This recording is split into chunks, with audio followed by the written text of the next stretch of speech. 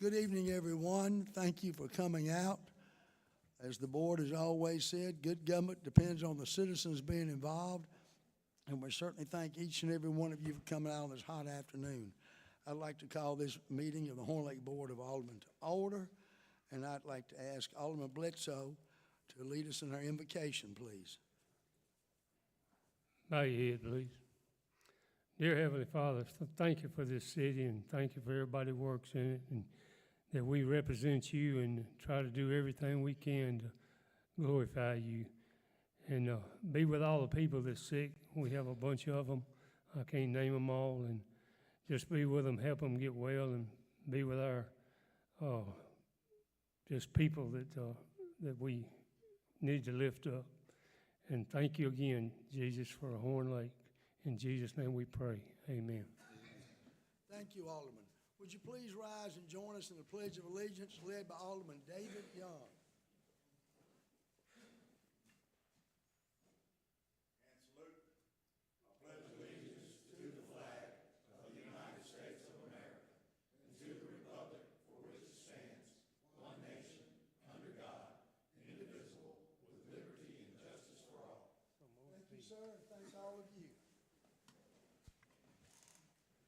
Roll call, please.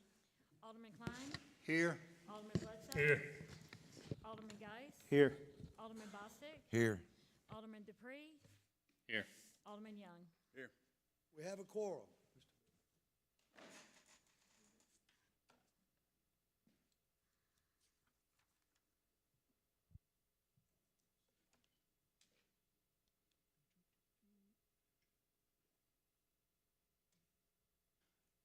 All right, first item on the agenda is the vote on the municipal docket. Do we have a motion? Mayor, Alderman Geis. I make a motion to approve the municipal docket. We have a motion by Alderman Geis. Do we have a second? Second by Alderman Bledsoe. Is there any discussion? Roll call, please. Alderman Young. Aye. Alderman Dupree. Aye. Alderman Bostic. Aye. Alderman Geis. Aye. Alderman Bledsoe. Aye. Alderman Klein. Aye. Motion carries 6 in favor, 1 absent. The second item on the agenda is the consent agenda. Mr. Andrew, did you get a hold of that gentleman about seeing on letter G, changing the effective date of his employment? No, sir. I spent the past 30 minutes reading case notes and printing out papers. Ms. AJ, I think you informed me, if I understood correctly, that we could change the date and it didn't really affect anything. That's correct.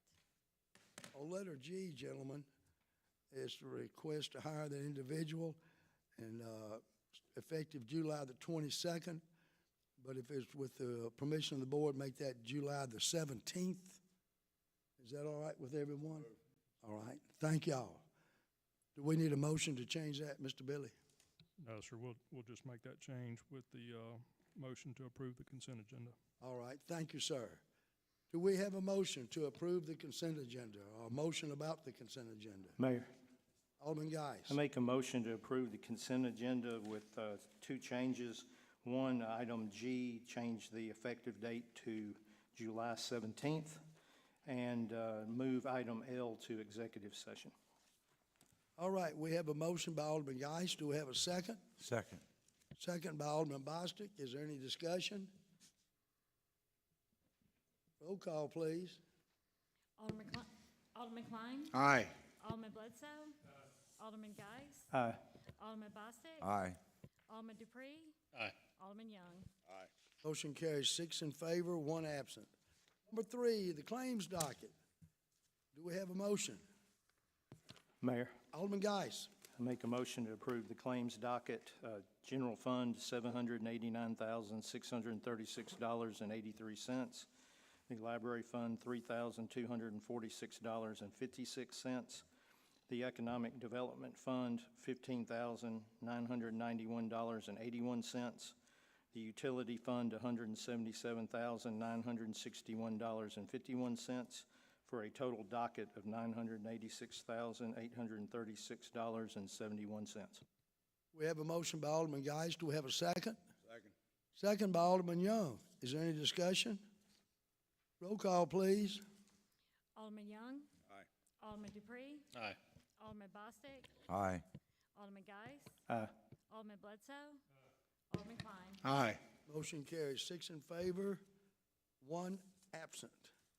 Special guests and presentations, Mr. Grant Harlow. Good evening, Mr. Grant. How are you, sir? Do we already have Mr. Grant's address and everything? 2590 Church Road. You have the floor, Mr. Grant. Well, I would like to approach the board here about the sign coding for the city of Horn Lake. When trying to follow the codes, as I would in my sign company, it's very difficult to find signage solutions for some of my customers, particularly around maybe grand openings, where there may be a need for some temporary signage, things to get people's attention, you know, for an entrepreneur, a new business to move into a new area or a new building or relocate. A lot of times, if you just drive by the same strip mall or this same building day in, day out, you may not see a new sign on the front of the building or a banner in the window. So the coding seems to be pretty oppressive when it comes to different types of signs. I think there's some 28 prohibited type of signs. Obviously, some of those with obscene languages or messages and things like that make total sense. But a lot of temporary signages that could be used for special promotions, grand openings, you know, some kind of promotional sales that our different businesses might try to do, it's really restrictive. As well as when going through the code, there seems to be some outdated references to some lighting standards and other things like that. So my intention here is just to start a dialogue and to start a conversation about the sign codes with really, I think, the ultimate resolution having maybe to form a committee, bring in some of the business leaders from the community, planning department, and even some external resources like consultants from the International Sign Association to review the codes and bring them up to modern standard. Yes, sir. I can name 2 businesses that just opened up and you wouldn't know that they were there along Highway 51 because they don't have anything out there in front. I'm so glad you brought this up, and I mentioned it to Mr. Campbell just a minute before. Would our code allow for like grand openings and special occasions for a week or 2? Doesn't it allow something in there for that? Mr. Andrew? Businesses can apply for a banner, but the permits on banners are very strict, and you can't put them like out in the grass close to the road.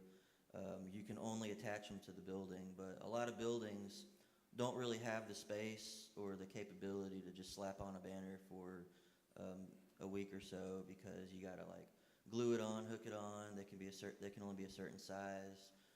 They're only limited to a certain amount of days, and you know, at the end of the day, when the building's set back so far, just slapping on a little banner doesn't really do much, because you're not allowed to have the feather flags, you're not allowed to have pennant flags, can't have the banner out there. So it does make it very difficult for businesses to be seen and to stand out. I take it by the tone of your response, you're receptive to seeing maybe some updates to allow businesses, say on grand openings or anniversaries, to have some kind of signage to bring attention to them? Yes, sir. We can certainly come up with a new permit to allow for a temporary advertisement for grand openings. If, say, only if it's a grand opening, you can have a banner out in the grass, or only if it's a grand opening, maybe you can have the pennant flags and feather flags. But we would have to verify and, you know, keep up with which businesses are actually doing a grand opening. And that's something that's totally doable, but we would definitely have to limit it to tracking down an official open date, and say if you've been open only a few days or a week, or maybe if you opened in the past month, you can do it, something like that. Does anybody on the board have any comments? Alderman Young? That's fine, we'll just go ahead. I'm all for this. I think it does need to be revamped. I completely agree. Actually, I think we was having a sidebar over here, he was talking about doing something with a committee or whatever, and I'm not even opposed to that.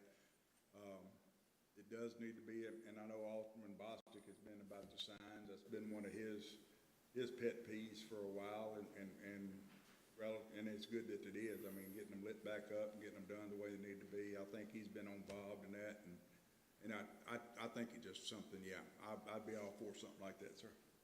Yes, sir. Alderman Geis. I agree. I know, at least used to, you had the ability as a business to go in and get a temporary permit a couple of times a year to have like inflatable things in front of your business and all that. I don't know if that still exists. But because at the video store I worked at part-time, we came down, got the permit, I think it was $25, and you could do it like 4 times a year. You could have special signage or something like that, or a portable digital sign or whatever for sales at Christmas or whatever. You couldn't do it every month, but you could do it a few times a year, and there was a little permit fee. It wasn't very much. So, while we're looking at the signs, I think we also need to look at the fact that our ordinance doesn't require signs on businesses as well. We have 1 or 2 that don't have a sign at all, which isn't a violation. So I think businesses need signs so the public knows what they are there. So I think we need to look at it and change it to make it more business friendly without making the place look cluttered. Alderman Bostic, you have something, sir?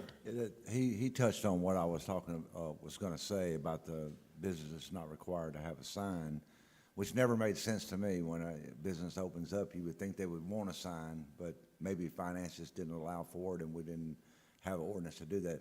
My question is, out of the 28 ordinances, is this the main one that you came before us, or is there other ones that you would like to elaborate on other than just the grand opening or a sale sign or things of that nature? Was there something else that you'd like to see done out of those 28, changed or done away with? Yeah, it's the 28, that's under the prohibited signs section. And that's kind of one of those strangleholds about what type of signage you can use. And to go back as far as requiring a business to have a sign, I have mixed emotions about that. Again, being an entrepreneur and starting a business from the ground up, not having unlimited funds availability. If you look at the sign codes and the type of signs that are required, those are very expensive signs. For instance, to put channel letters on the front of a building instead of a light box could mean the difference between $4,000 and $9,000, just in the difference in those types of signs.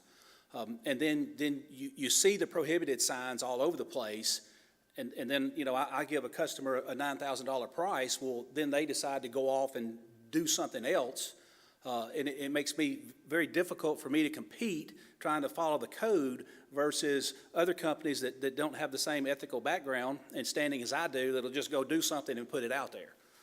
So it makes it difficult not only for me to compete in that market, but it also makes it very difficult for new business owners with limited resources to put a $10,000 sign, out for a monument or on the building or whatever. So the more cost-effective, post and panel type signs or flat signs or light boxes, it's not that they look terribly unattractive if they're maintained and designed properly.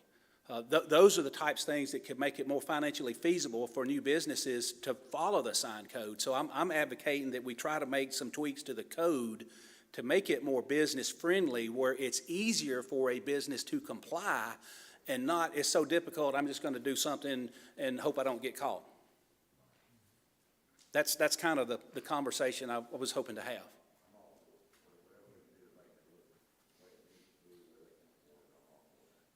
Alderman Bledsoe. I'm for new businesses putting signs up, because when you get old, you can't read the little numbers. You need a sign up here. And maybe we can come up with some idea. You can come up with some idea of a smaller sign, like $2,000 or $1,000, so they can put it on a sign so people can see it. And the fire department, sometimes they need to know what they're going into, because if it's a gun shop, they would like to know if there's explosives in there. They probably know already, but if one pops up overnight, they need to know. Well, another example would be like the code only allows for one sign per building face. But we also have to recognize that we have a larger population of Hispanic-speaking people, and there could be a need to have an English version and a Spanish version of the same sign, to serve the citizens of the city. So there again, these are other little things as you line item go through the code that could, deserve a looking at and seeing, is this really applicable today versus when this code was enacted, whenever it was put in place. Anyone else? Alderman Geis. As far as a committee, don't we have a committee on the changing the comprehensive plan that already Comprehensive exists? plan is coming up. Why not just let that committee take on that ordinance as well? All right with you? We can certainly take that on as well. Yeah, the comprehensive plan was typically about the street layouts and how things move throughout the city and the overall design of the city. So I could definitely see signage being comfortably fit into that as well. So we can put it in there. Thank you, sir. And then, but I guess because I had my own small business like you do, I wish we'd have been allowed to have like the pennant things come out at first. And I'm thinking specifically the two new businesses on Highway 51. They both started out on a shoestring. Mm-hmm. Nobody knows that they're in there. They haven't complained to me, but when I go by, I don't see anybody at their businesses. And I'm certainly open. It seems like all the board, is anybody on the board opposed to this? It seems like the entire board is open to your suggestion.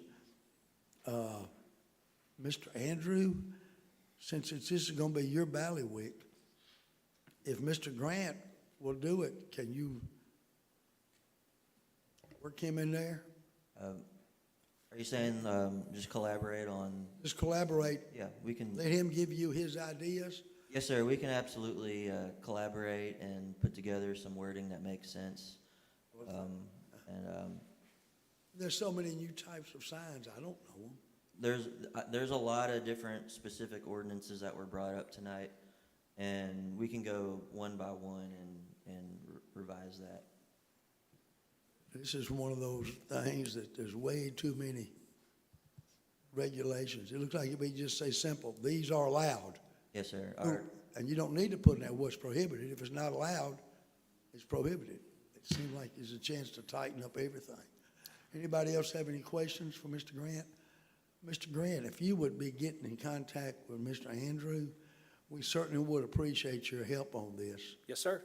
We certainly do, and thank you for bringing our attention to this. Well, my intention is to help all businesses, not just with signage, but with, other problems that they may have, because, without small business, what will we have? I hope everybody in this city, their business just booms all the time. I hate to see a business go out. Well, what's Because good? somebody's dreams gone down.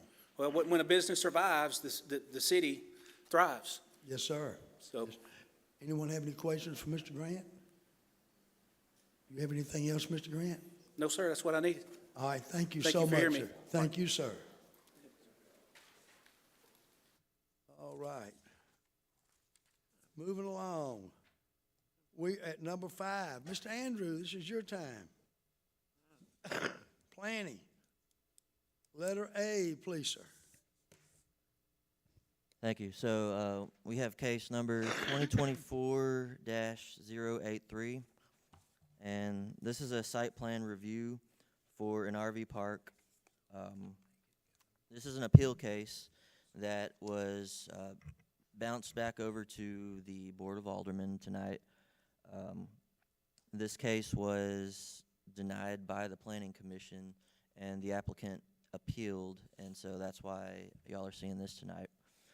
This is a review for an RV park located on Highway 51 North on land consisting of 18.61 acres under C3 general commercial zoning, being developed by Sandip Patel and the Bray Firm.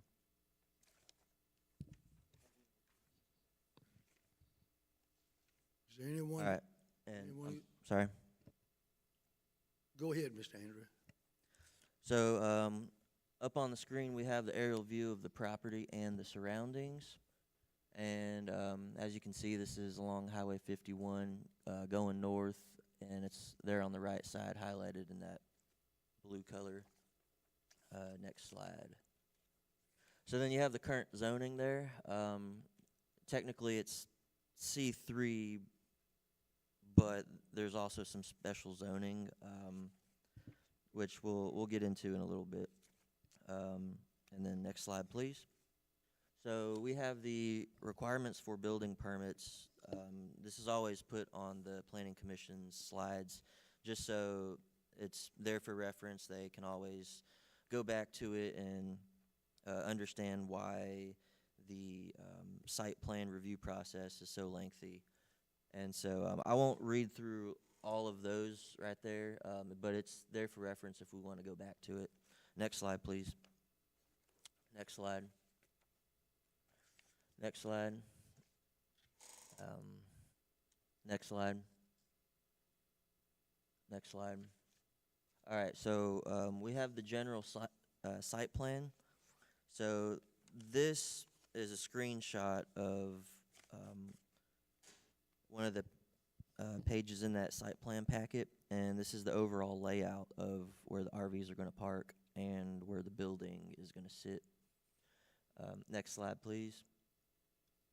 Excuse me just a minute. That thing that looks like a key on a can of corned beef, is that a pond? Or No, sir. That's going to be a little walking area. all right, thank you, sir. Right here we have the building elevations, and if you want to come back to architectural styles and all that, we can absolutely rewind and go back. Next slide, please. And then you got the north and south elevations there as well. Next slide. So, as part of the review, we had gone through this in depth with the Planning Commission, and we had to read off the regulations on the architectural standards. And so it says, building design shall exhibit architectural control which seeks to be creative and which best utilizes building line shapes and angles to maximize architectural integrity. And so basically it met the requirement that unadorned, pre-stressed, upright concrete panels, unfinished concrete block, galvanized or unfinished steel, unfinished aluminum buildings and pole-type building materials are to not be exterior building materials, so it met that requirement. And then the next one's, it's saying that at least 50% of all exterior wall finishes shall be comprised of any combination of at least two of the following materials: brick, natural stone, glass, stucco, or stucco-like finishes, and other comparable or superior material approved by the Planning Commission will be good as well. So this consisted of those materials, so this passed that requirement. And then so for letter F, we have accent materials. FC says accent materials shall be used for cornices, sills, bases, lintels, banding, and decorative accent trims. Accent materials shall consist of materials that meet or exceed the quality of the primary exterior materials and shall be consistent with the building design. So all materials met that requirement. A minimum of 20% of the facade of the facing the public right-of-way shall be glass. So the glass percentage requirement was met. And then E is not applicable because that's for residential uses. And then letter F there says, any new building shall be constructed so that all exterior sides shall be surfaced equivalent to the front of the building. The rear elevation of the building shall be exempt from this requirement, provided the rear of the building is not visible from public view. And so all sides of the building are of similar construction, so it passed that requirement. Next slide, please. So this one here, there's currently a regulation in our architectural standards that requires all one-story buildings less than 10,000 gross square feet must have a pitched roof between 5 to 12 and 12 to 12 as much as possible. And if a pitched roof is not possible, then a combination of a flat roof and pitched roof is required.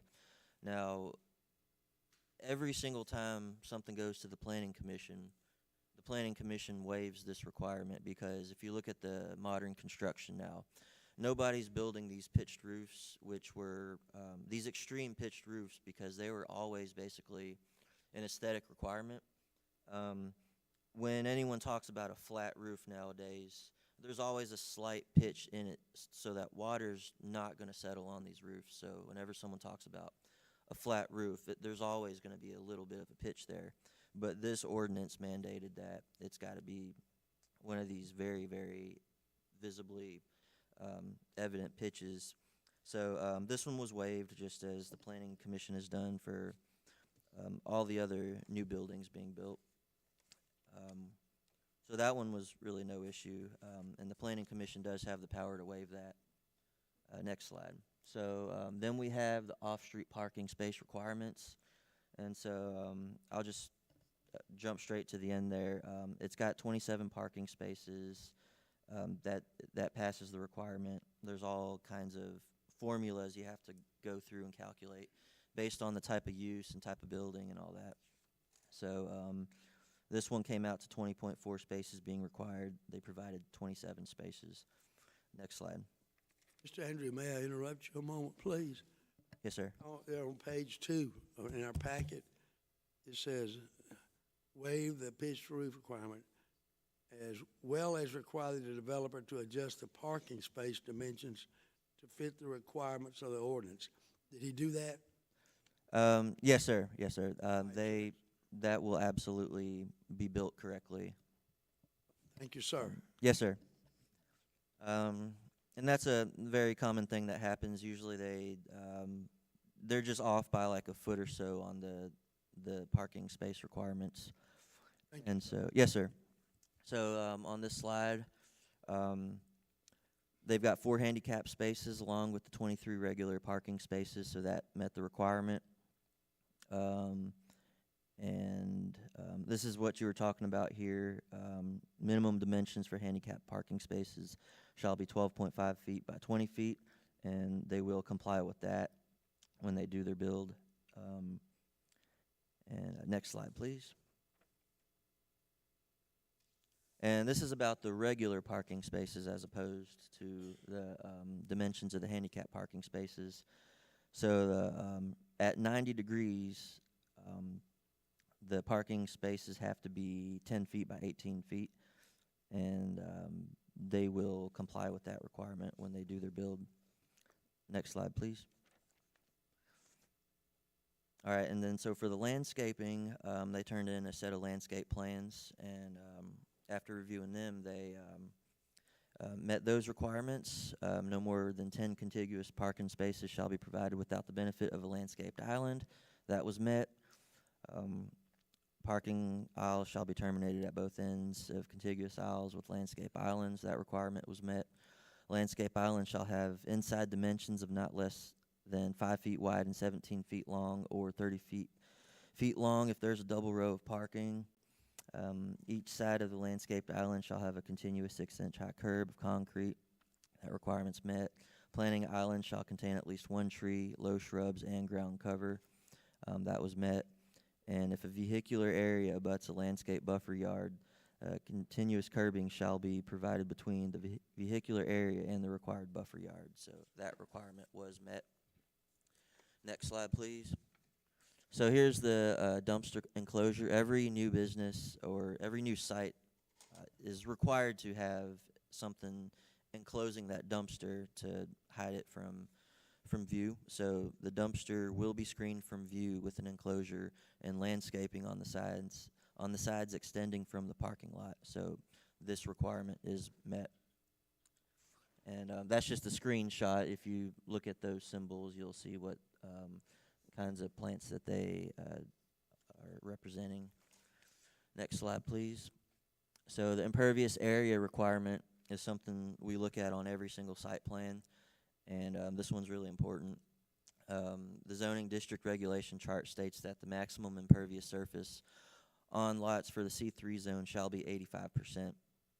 And if you look at the site plan, this is far exceeding, you know, anything required for this. So this easily passes that because there's lots of impervious surface on this site plan. So this one passed that requirement. Next slide, please. And then here we have the drainage plan. And so all the drainage and water saturation is adequately accounted for if anyone wants to go through that, those drainage plans. And I went through that pretty quick because I did send all the board members the actual site plan packet this time. It had all the landscaping, all the drainage, the parking, the architectural plans. So everything we've received and everything we've discussed at the Planning Commission meeting, the board had it in their packets. And so if anybody wants to go through any of those plans, they are posted here on the OneNote as well. And that last slide, there's a possible motion. And we've got some certain conditions in there that if the board passes this tonight, passing it with those conditions there at the bottom would be the way to go. So that concludes my presentation. Excuse me. Does anybody have any questions for Mr. Andrew? Mayor, Alderman Bostic. I lost count on how many times he said everything was taken care of, all the requirements were met. I'm not sure why this was not approved by watching the Planning Commission, but I would like to make a motion to approve case number 2024-03 for a Bull Cove Corner site plan, parcel number 1087350000000000301. With the With the conditions. conditions, yes, please. We have a motion by Alderman Bostic. Do we have a second? Second. Second by Alderman Young. Is there any discussion? Alderman Dupree. Mr. Andrew, is this going to be something like a Yogi Bear? I mean, all I could say is it's going to be an RV park, lots of RVs in the back, and a small building up front that's going to be an area for the people in the RV park to come and buy some supplies at. So it's going to be a little bit of open space, a store, and RVs. So it's a permanent RV park? They park their RVs there permanently? As far as the specifics on the uses of the RVs itself and timing and all that, I can't really speak on that. I can tell you all about the site plan, how it's laid out, the specifics of what's going to be built there on site. Is there anyone here connected with this project? No? Mayor, Alderman Dupree. Alderman Young. I believe, now if I'm wrong, y'all please bring me to speed, but I believe, Mr. Andrew, this was the same one that we talked about back, 2020, over a year and a half ago. over a year and a half ago, that was approved by the board to be Exactly, done. exactly. And at that time, I believe we said 89 days would be the maximum. On the 89th day at sunset, they're gonna have to leave. Right. Then they can come back, but they can only be there 89 days. Am I right on that, or? I'd have to, So, let Billy go back and look at that, but that does come back I believe like that that. was what He we gave, said. he gave us a big colorful brochure, exactly Yeah, how it it was was gonna be. We approved that rezoning for an RV park, and then after we did that, then he went and purchased the land. Right. And now he's ready to build. So if we approve this tonight, he's building soon. Yes, sir. Mayor? Wait, Alderman Bledsoe had his hand up first, sir. Yes, sir. Alderman Bledsoe. I think at the same meeting, we asked a question about Yogi Bear, and they said it would be comfortable to a Yogi Bear, and that was my concern, 'cause it's in Alderman Bostic's ward, but that land down there, that'd be a good place for it. So, I'm all for it.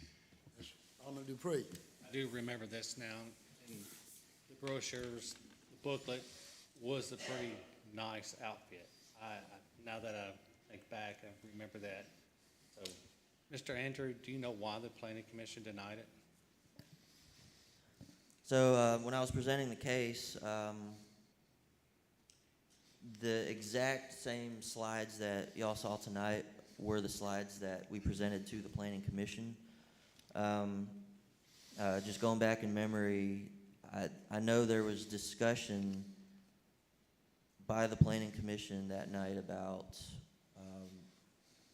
the zoning and whether or not the use was appropriate for that land. They went off track a little bit, and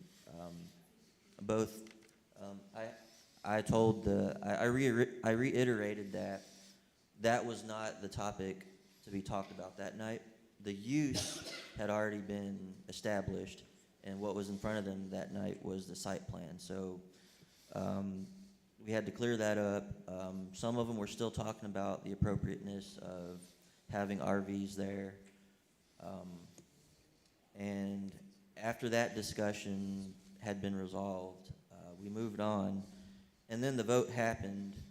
And as you may know, when someone makes a motion and then they proceed and people vote, after the vote's done and something's denied, if nobody's saying why they voted no, then I'm not going to know why they voted no. So to make it short, I don't know exactly why they voted no on them. Alderman Klein. You had mentioned that you sent some additional information in the packet. So I received my packet digital, so that means I didn't receive the additional.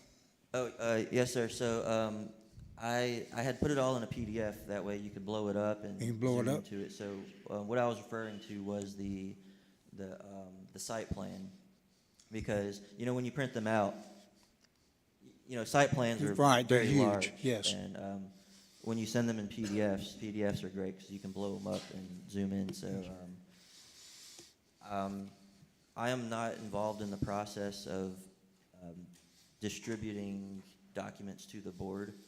So I personally don't know what version of or what style of documents you receive. Okay, well, I've got basically what you're showing up here. I mean, so if you sent additional stuff, I didn't receive any of that. Yeah, all I sent in the staff report is, actually I brought one with me here. Just a staff report like this, with 3 pages of writing and then a ton of architectural drawings and landscaping, Yeah. drainage.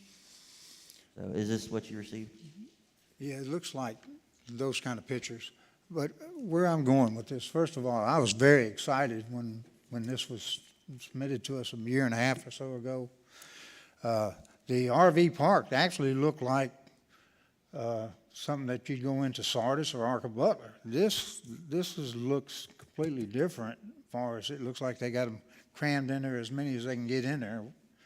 So I get a little concerned as far as making sure that we have a timeline that they move and they don't just move and go right back into the same site, that they move to another site, And if I may, I will make just for some clarity here, the site plan that y'all received and looked at, this was submitted this year. They submitted this a few months ago. So even though the board had gone through cases a couple years ago, what y'all may have seen was preliminary concept plans, and that was just for them to get their conditional use approved. Right, and to that get was their for them to zoning. get their zoning approved. Right. So y'all had a zoning case and a conditional use case. Right. And an actual site plan was never submitted. So that came this year, and that goes, typically site plans just go to the planning commission unless they deny it and it gets appealed. And that's what happened. So now that's why the board is seeing the site plan. I'm just going down the line. Alderman Bledsoe. Andrew, did you approve this? What's your opinion? What do you exactly mean by my opinion? Do you agree that this is a good thing or a bad thing? So, the developer has adhered to, all the requirements by the site plan that you're seeing right now. That's a yes.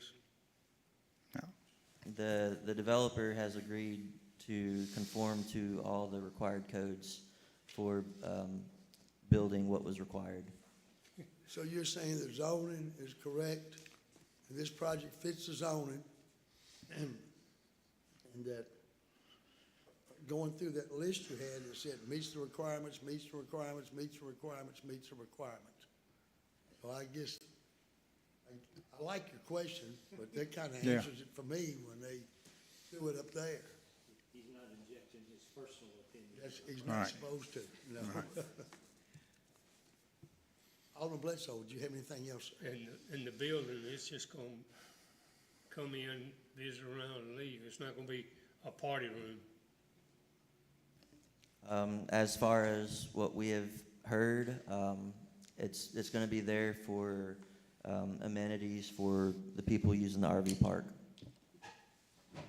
You mean like to get like groceries and stuff like that? Yes, sir. We kind of talked with them a little bit about, the uses of it, and, I don't know if they have a full plan laid out for the inside of this place, but basically, from what I gather, it was gonna be like snacks and, showers and like, a lounge area or something for people to cool off and go into and hang out besides being, out in the RVs. It's not any liquor, right? No Sir? sale of liquor. Not selling liquor? Okay, let's make I sure. mean, is that, I don't, I have no knowledge of them proposing to sell liquor, but, there are extra regulations for that, and they would have to go through those steps. yeah. Anything else, Alderman Bledsoe? No, sir, I had all of my. I'm just going down the line, Alderman Geis Go was ahead. next. Alderman Geis. If I remember right, the south side of it borders the daycare in that small subdivision, is that correct? Yeah, I believe so. And we had a concern that there was a buffer between that and the RV park. I'm for this project, but I just want to make sure that in those site plans that there is a buffer and a distance between those people's backyards and the RV park. Yes, sir. Here you go. Yes, sir. There is a buffer that they included. Flip into it real quick.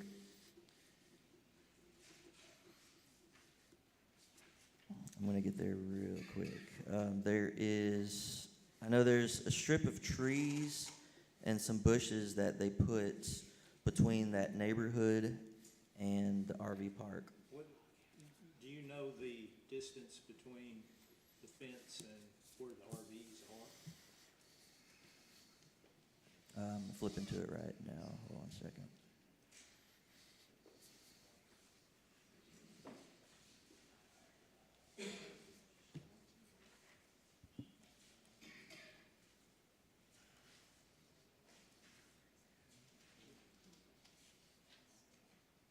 It's quite a long packet.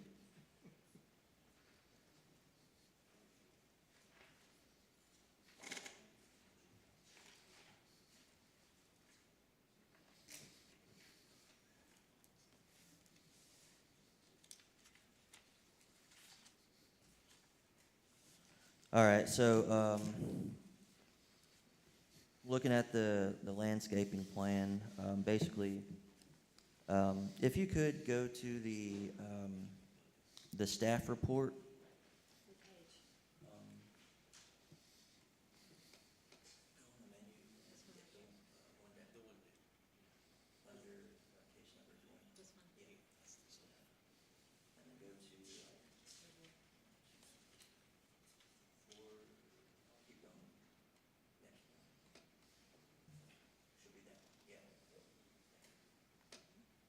Okay, so here on the screen is the landscaping page, and so on that, looking at it just like that on the left side, you got the RVs parked diagonally, and then the little green circles, those are the trees.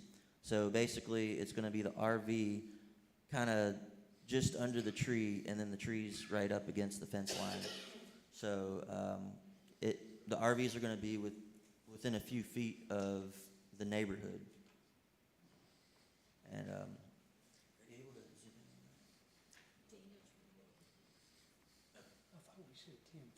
yeah, if we were able to zoom in on to it, we could, but, everybody received this in their packet, so this will be on the 1, 2, 3. It's on the 5th page in the packet. You got one tree, and then 3 bushes, and then another tree. And so basically, it's just one layer of plants between the RVs and the neighborhood.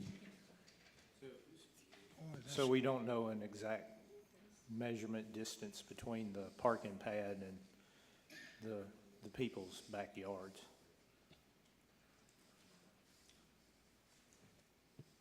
I'm looking back through the other plans real quick.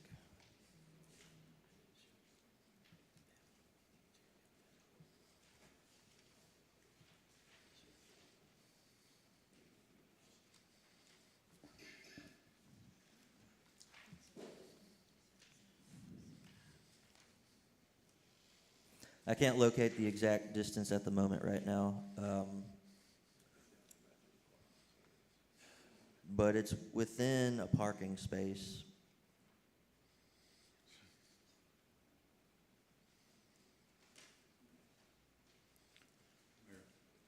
So, this landscaping topic right now, you know, they did provide a buffer, but, you know, you could say it may be a minimal buffer that's been presented, and when the Planning Commission is tasked with reviewing site plans, they do have the power to kind of change things on the site plan to make it more appropriate for the area. So and correct me if I'm wrong, I do believe that the board may also have the power to modify a site plan to make it more appropriate for nearby areas. Alderman Young. Thank you. If I remember correctly there again, if I'm wrong, tell me I'm wrong, but if I remember the conversation and looking back at what we talked about, I believe we said we wanted a minimum of a 25-foot buffer between the subdivision and the back of the motorhomes, and we wanted a hill with flowers and everything on there. I think that's exactly what we talked, the trees and the bushes, 25-foot buffer. I believe that's exactly what we talked about, and I think that's exactly what the owners will do, is exactly what we talked about the first time. He doesn't, he's gonna do whatever he's gotta do to put if you stop and think about this thing, it's the way I have, the only thing that's ever been on that property is cows and what they disperse. Yeah. So now we're actually looking at some serious tax revenue. I don't know of anything else you can put in that flood zone that would work better. So, Yeah. just work with the developers, what I'm gonna say, work with him, tell him what he's gotta do, and I think he'll do it. I don't have a problem with it. Alderman Klein. Yeah, I'd have to agree with Alderman Young in regards to that. We were when we, Yogi Bear, that buffer was very strong in making sure that they had the proper buffer. And I'm thinking a minimum of 25 and doing the mound and would help tremendously. Yes, sir. And just, you know, looking at that site plan as you're coming into that property and making a right, all those RVs stacked up against that tree line in the neighborhood there, you see how the pavement makes that turn and goes down. It'd be a really simple solution just to cut out those RVs just on that last row and just make that a continuous curb all the way around and put landscaping up against that curb. But that's just an idea.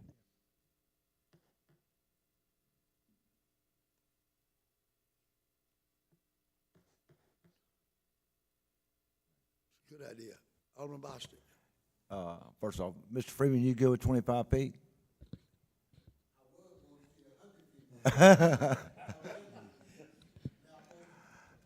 I was just curious if you were, it's not a public hearing.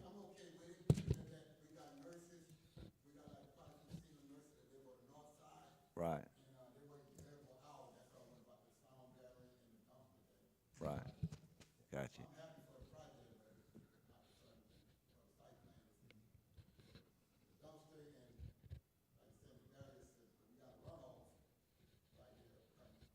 Gotcha, gotcha.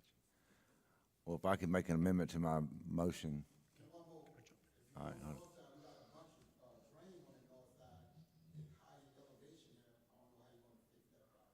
I'm sure the developer will figure it out. Yes, sir. Alderman Mr. Campbell. I was going to jump in before Alderman Bostic amended it. I went back and the board approved the rezoning and conditional use permit on October 18th, 2022. And in one of the planning staff reports from that meeting about screening and buffering, it says the zoning ordinance requires a 30-foot wide south side buffer yard. This consists of an opaque barrier with a minimum height of 6 feet, plus a planting schedule of medium evergreen trees and large deciduous trees. Thank you, Mr. Campbell.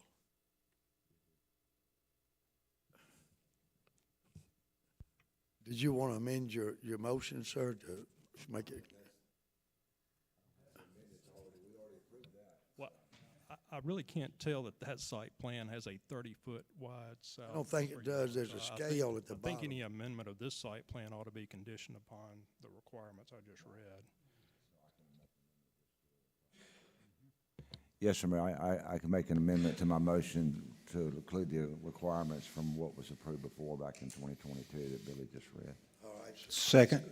But we have a second. Second. Is your second still stand? Oh, we already got All right, we had a motion by Alderman Bostic, a second by Alderman Young. Are there any more discussions?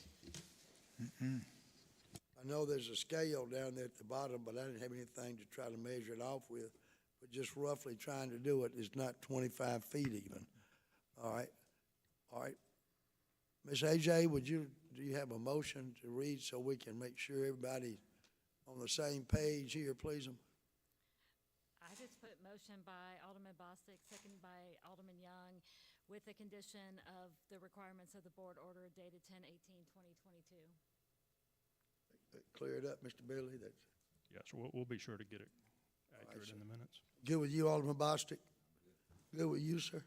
Any more discussion? Roll call. Oh, wait, did you have something, Mr. Andrew? Did we discuss the other side as well? All I'm saying is, in the future, I don't know what's gonna come about on the other side of the property, but, were y'all just talking about just the south side only, or the south side and north side? Talking about 30 feet? Is that what you're talking about, sir? Yes, sir. Because, on the plan, the other side looks the same, so I'm just wanting to know before I talk to the developer, just the south side or both the south side and north side.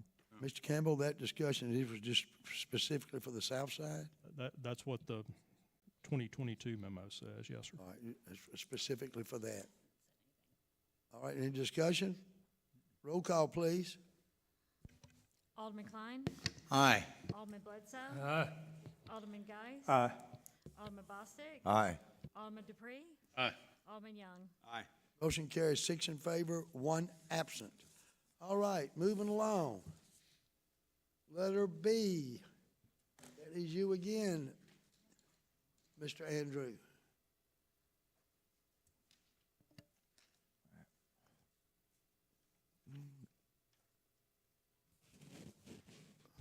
Okay, thank you. Case number 2024-095 is a request to approve a revision to the Sunrise subdivision plat affecting 2 lots at the corner of Hurt Road and Nail Road. Address is 6020 Hurt Road and 2380 Nail Road by IPD Engineering and Surveying. The applicant is requesting to expand the dimensions of a lot at 6020 Hurt Road. So here's the aerial view of basically the two properties at question here. You got 6020 down in that corner, and then 2380 around that. Next slide, please.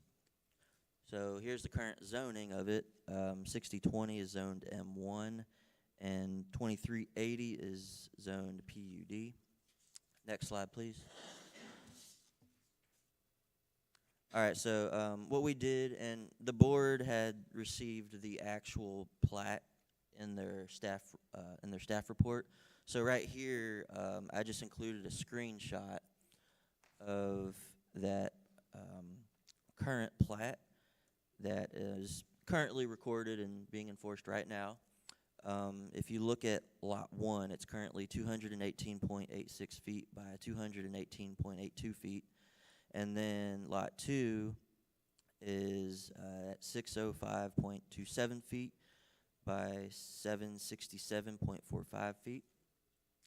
Next slide, please. And so that is what is being proposed. So that outer overall lot size will not change, but that inside lot, that Lot 1, is what's proposed to change. So if approved, Lot 1 would be 218.88 feet by 411.54 feet, and Lot 2 would then be 605.26 feet by 767.46 feet. Next slide, please. And then so just going through the zoning regulations, I highlighted the one that's applicable here for M1 zoning. So next slide, please. And so as seen on that previous slide, there are no minimum lot requirements for M1 zone. Lot 1 is an M1 zone, so there's no issue in changing its dimensions. The minimum lot requirement for a PUD zone is 5 acres. Lot 2 zone PUD, and Lot 2 would change from 9.33 acres to 8.35 acres. So there would be no issue in reducing the size of that lot. As for the yard requirements, this is not applicable for Lot 1 as there are no current structures on it, so there's nothing to measure from. However, if a building were to go there, there's plenty of space for the proper setbacks if something is to be proposed to be built there. So the zoning chart also does not specify yard requirements for PUD zones, so that won't be affected anyway. Next slide, please. And then so these are a bunch of the plat requirements that we had to go through and check, make sure it follows all of them. Basically, this one followed all the easement requirements. Next slide, please. Same there, the plat did not appear to conflict with the requirement because there weren't any streams going through that one. Next slide, please. And then for proposing streets on plats, there are requirements on that. The arrangement of streets shall be made to make provisions for the continuation of the principal existing streets in the adjoining area for their proper projection and for any streets or roads shown on the city transportation plan that doesn't conflict with that requirement. There's no street names being proposed, so there's nothing to violate there. The arrangement of the streets and lots shall give due regard to topography and other physical features on the property. Didn't conflict with anything in that requirement. Next slide, please. Did not conflict with their right-of-way widths or locations in the transportation plan. And then for letter E, it did not conflict with the requirement for the minimum widths of streets and road right-of-ways. Next slide, please. And this one's about angle of intersections. Didn't violate anything there. Didn't violate anything on corner radii. No street jogs were proposed, and then no cul-de-sacs are proposed, so there's nothing to violate there. So basically, in conclusion, planning staff concludes that the revision to the current plat does not conflict with anything in the ordinances regulating such matters. And expanding the length of the M1 lot into the PUD zone does not cause any conflict with either lot and does not violate any subdivision, zoning, or plating regulations. And so basically all they're wanting to do is just stretch out that one lot in the corner, and it's as simple as that. So that concludes my presentation. Thank you, sir. Anyone have any questions for Mr. Andrew? Do we have a motion?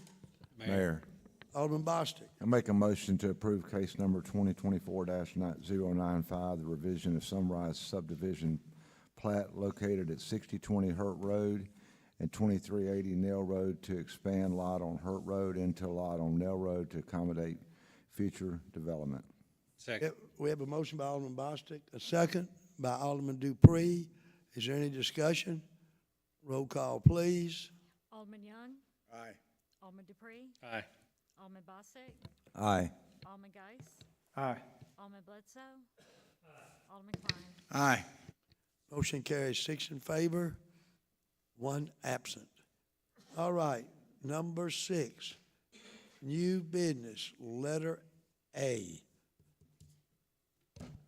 This goes along with the animal shelter. Is anyone particular, Mr. Andrew, you handling this? Who's handling this? It's pretty well self-explanatory.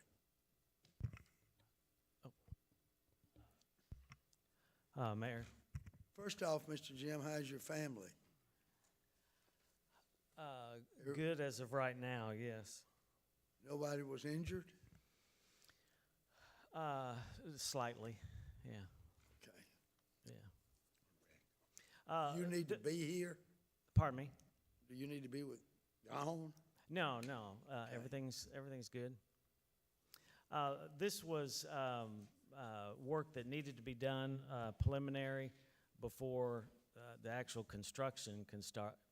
They have to make sure the ground, has to do with all the engineering, make sure the ground is solid and in all the different areas where the structure's gonna be, the parking's gonna be, the driveway's gonna be. And then all the testing from the foundation to the structure itself, this group will come in and do the testing. There's like 7 different components that they have to do. And we did get 2 bids, and I think Alderman Geis wanted me to explain that. I don't know if he does or not. We did get 2 bids. This was the lowest bid by a little bit. I will say I know the engineer, Ben Womble, has used the other group. We used the other group for some of the first site plan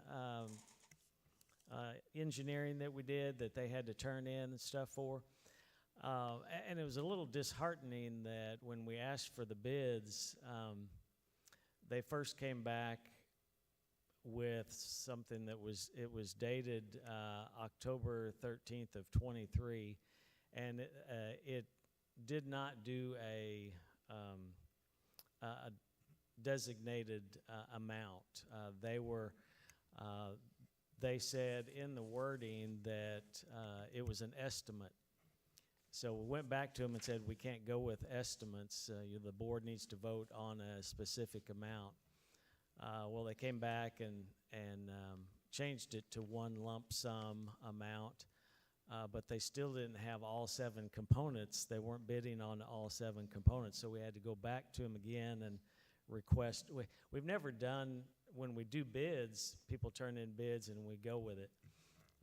But we were giving them a chance. We went back to them. They put the 7 components back in, and they were a little above. So we gave them about 3 tries to get the bid right.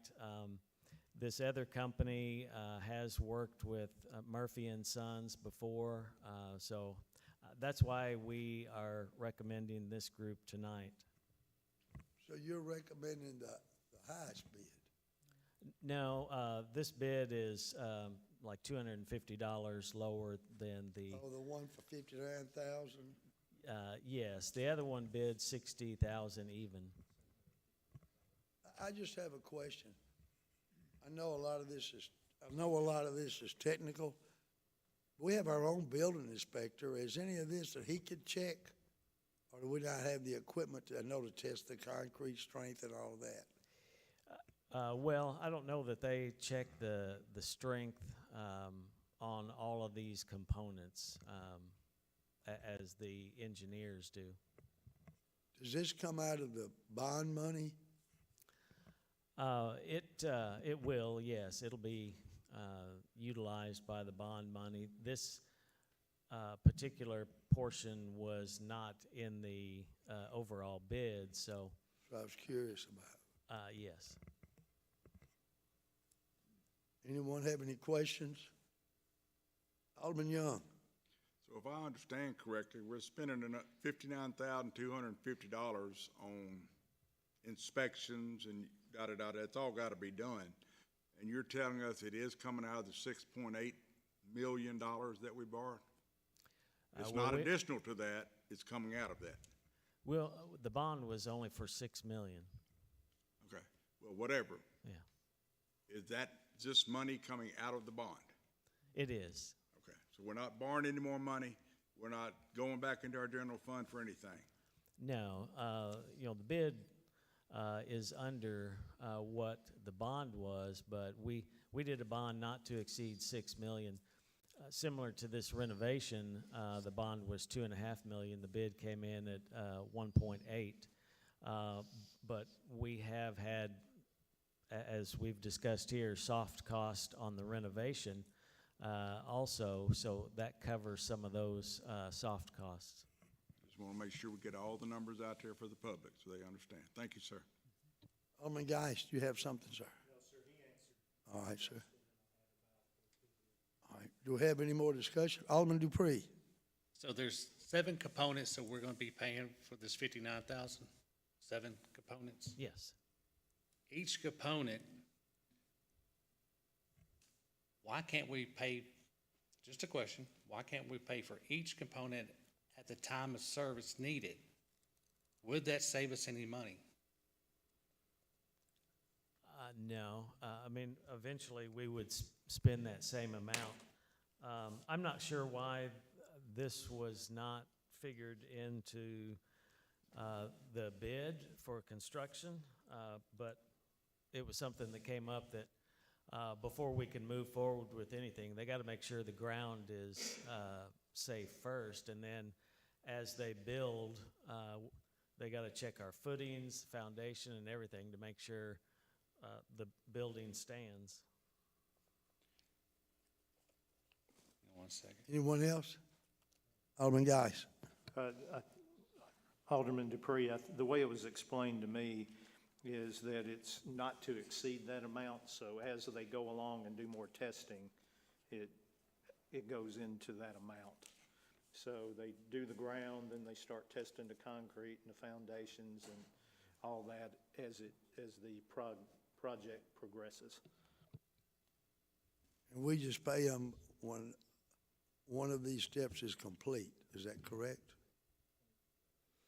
Yes, sorry, I it's thought that actually was in 8, there. it's Yeah. 8 components, sorry, I said that's a 7, good but question. there are 8 components, it was in your board packet. Yeah, so that's like $7,000 every time they come out.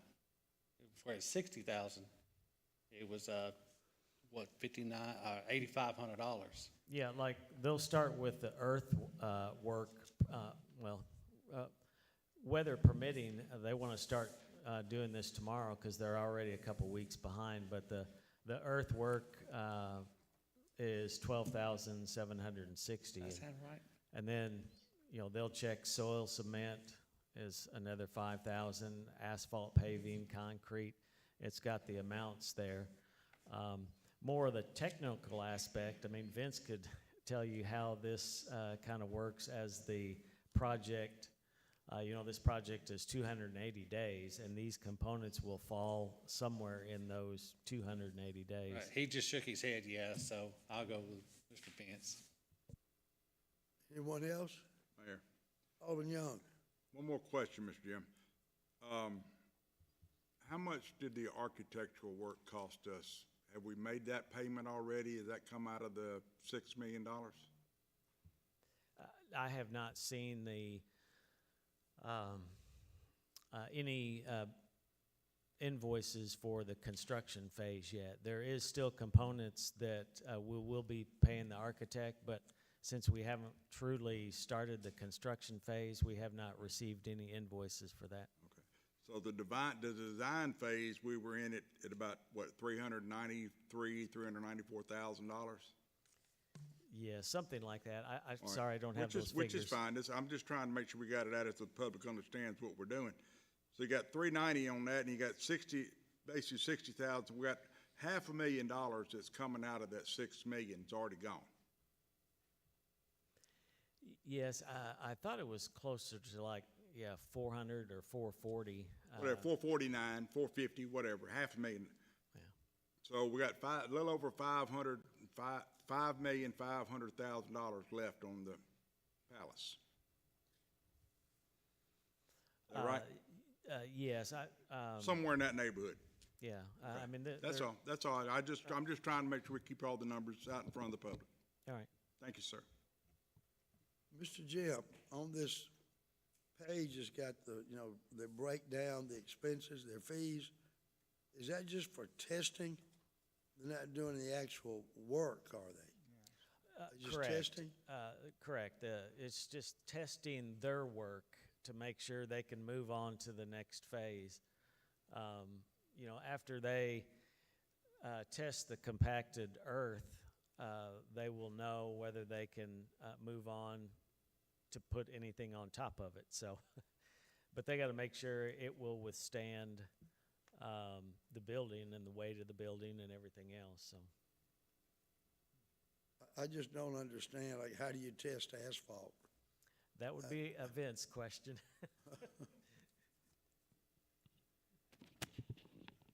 You want me to answer that, Mayor? Who's that? Oh, I was just gonna say, okay, step up there, Mr. Vince. just to let you know that when testing asphalt, it's pretty much the same as if you're doing like soil underneath the road. You gotta have proper compaction. So when they run those big rollers over it, you see them running rollers over it, they're making sure they have the density they need in that asphalt.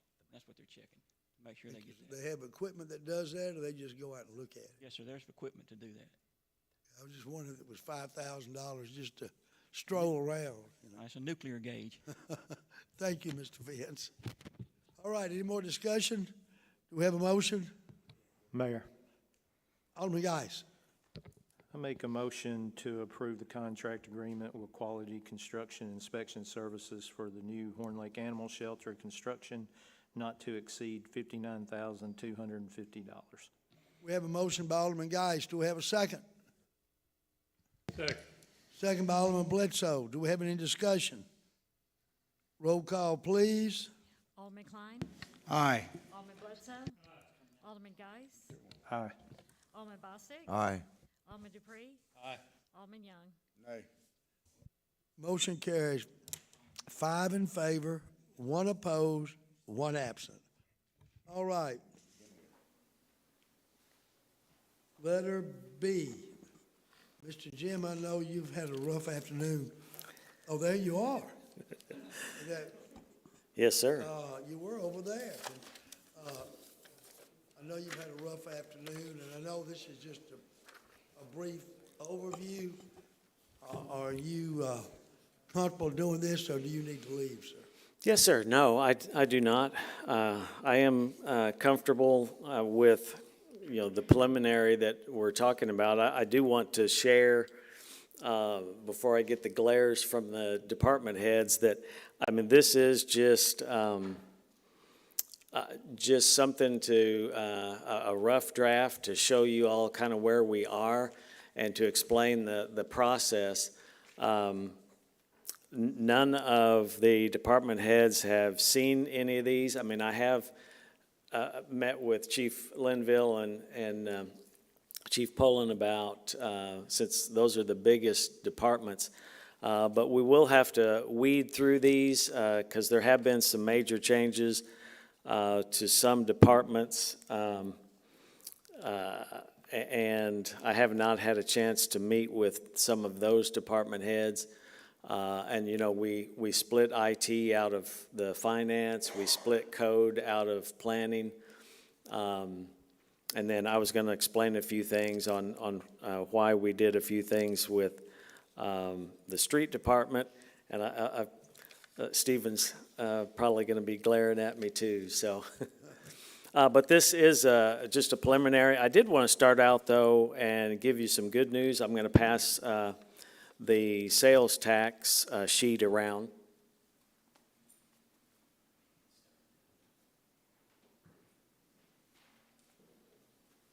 We always have the sales tax presentation to you, and we did get the sales tax in, and that was $704,429. You know, we got that in July, and that reflects May. You know, we're 2 months different on that. So that was for the month of May. You'll see it there on the chart. It did put us back in the 700,000 range. It was over 14,000 higher than the same month last year in May. So that is good. And I wanted to show you this because when I show you what we're projecting for next year, there's been a lot of speculation on sales tax and what I think's going to happen. And I'm crossing my fingers. If you look at that chart, you're looking at 2020 all the way to 2024. And I apologize, I don't have this for the audience, but it shows, you know, the actual sales tax, and then it shows the difference from the year before. If you see the, hopefully a trend starting, if you see the difference there in 20, we only had 2 months in the red.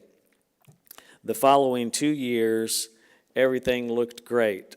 For some reason, 2023, I just haven't figured that out yet. You see a lot of red down that column from the difference from the previous year. Stimulus checks cut off. Yes, everything ran out from COVID, which I'm hoping you'll see this column for 2024. There's not a single month yet that has a loss, and I'm hoping that trend continues on in the years to come, like we kind of saw 3 years in a row very strong, 20, 21, and 22. I would consider those very strong because they were all pretty much better than the year before. So that being said, I don't know if you have any questions about the sales tax. Thank you for doing it, Mr. Gill. I see we had 5 new locations open up. That's one reason I pumped it up. Yes, and soon I'll add to this chart the Whataburger. We'll start falling into this chart, and we'll see if sales tax increases. Yes, I have those going back to when Freddy's opened, Bojangles opened, Aldi's second McDonald's location, and the Wendy's second location. And right now, Wendy's has been open, you can see, for 1 year. We'll have some data from Whataburger, and then hopefully we'll see some great data from Chick-fil-A. If you haven't noticed, they've already got a sign up. I asked Andrew if they paid for that sign that they painted on the front of their building. I think that said "Eat More Chicken" or something like that. The next sheet that is going around is the millage compilation sheet, and we do this every year when we get our assessments from the county. I like going over this because if you don't deal with this on a daily basis, we kind of forget how we come up with the numbers in the budget that I'm getting ready to show you. The assessed value, that top line there for the city of Horn Lake, and again, we'll get one more assessment from them. We get 2 every year. We'll get one more in the next couple of weeks, and usually it bumps up a little bit more. hopefully.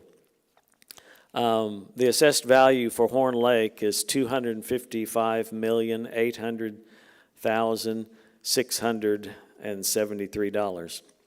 So that, and then we always get our homestead assessment on how many homes are on homestead, and that reduces our assessed value to almost $245 million for the city, the entire city of Horn Lake. So that makes 1 mil worth almost $245,000. With 50 mills, that gives the city an operating amount of $12,248,809. And just so the citizens watching and here, we will have this finalized chart when we go through our budget workshops and everything. We will have this up, and I usually have it printed for the citizens. This is just a preliminary, so this is just the first look for the board. So you kind of see the breakdown there of that little over $12 million. It has to go in different places. You can go down to our debt service. I have put in all of our past debt and now our current debt. You'll see kind of right in the middle of that chart, 2024 special obligation animal shelter. The first payment next year will be $351,200. The 2023 special obligation bond for the city renovation project, that payment will be $243,224. When we did the street rehab special obligation bond in 2019, that payment is $693,000. You know, we started that before we started really accumulating a lot of internet sales funds, and you all chose to start doing something about the poor streets, and we put $6 million or 5.2 back into the city, and now we've been utilizing internet sales funds also. The last debt you'll see there is still a 2015 general obligation, and that's $342,638. And with the agency fees there, our total debt that we have to pay each year is $1,645,062. So, and those fluctuate each year depending on the principal and interest. They don't change that much. I will tell you that the animal shelter payment this next year, is like I said there, $351,200. Next year, I think it jumps to $685, and it's going to be around in the $680,000 for the remainder of the debt. Will we have any other debt roll off? Yes, that 15 refunding obligation rolls off next year. No, sorry, it does not. It's got a couple more years left. Yes, 2028. So we'll have these for nothing will really change until 28. Next year, it'll be another 330 onto the animal shelter. So when you take that debt from that, the original 12 million, a little over 12 million, that bumps that down. And then we also obligate 1 mil to the library, which is $245,000, 1 mil to the special fire fund.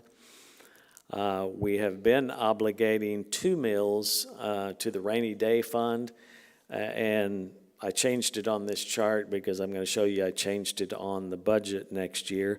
If the board is so inclined to do so, I do have another option to throw out there to you. So with all that being said, you can go down to the bottom and you can see all those things that I mentioned, the rainy day, the library, the fire fund, and the debt.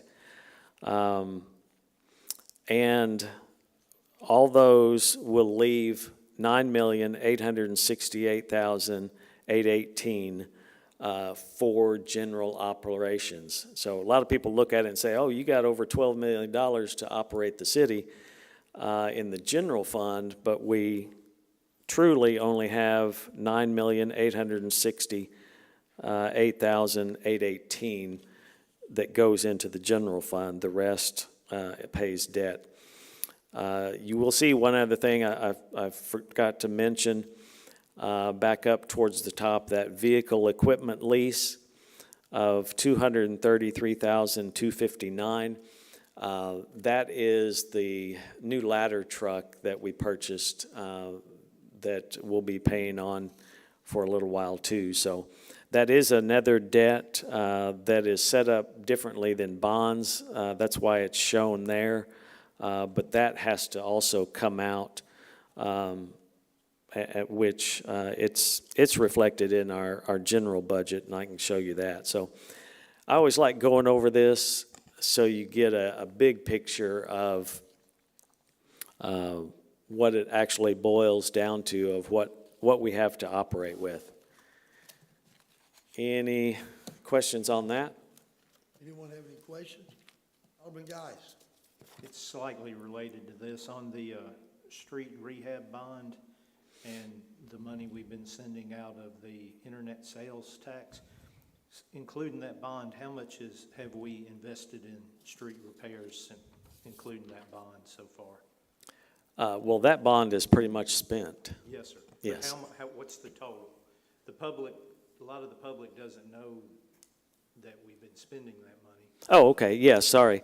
That bond was 5.2. We spent that in 19 and 20. And we might have had a little bit left in 21, and then we started using the internet sales, which now we're up, we're trying to obligate well, this year is going to be $3.2 million from the internet sales. And we've been doing that ever since this bond ran out to just keep the paving going. So we've been paving streets in the city since 2019 to the date, and we're going to keep on doing that as long as the internet sales funds keep coming in. So. Yes, sir. Alderman Klein. In regards to the rainy day fund, you know, changing it to 1 mil, which drops it 244,000. What was our goal as far as trying to get a rainy day fund up to? I mean, all we see is in a budget is 400 and something thousand rainy day fund, but I never can find where the rainy day fund money is sitting. Yeah, we do have an account, if you look at that account, which it has not been truly updated as of right now. But we're trying to get that up to, which I think we have in there, we'd like to get that up to 6 to 8 months of what it would take to make a payroll. So our payrolls are close to $500,000 each payroll. So we would like to have enough in there to operate the city 6 to 8 months if we had a major catastrophe, which, say a flood or a tornado damaged so many businesses. You know, our sales tax dropped, our assessed values dropped, because that's our two main sources. But I will touch on this before I get to the budget. We did drop it 1 mil.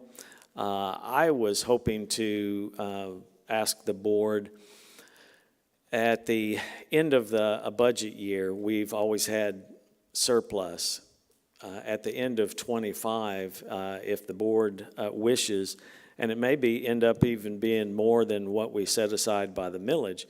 If we have, 600,000 left in surplus, we put that into the rainy day fund. And that could be an option to, get us into '25, not obligate it at the beginning, but we could end up in a better stance if we have, $500,000 in surplus. We put that in the rainy day fund. I don't know if you have this, Mr. Jim. What do we have in the rainy day fund now? What's the dollar total in there now?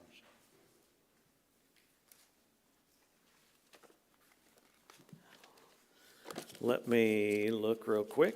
You might have to take side of the answer tomorrow. These are different, AJ. Oh, so you all right? I can give you an idea. Let me get it in the board packet here.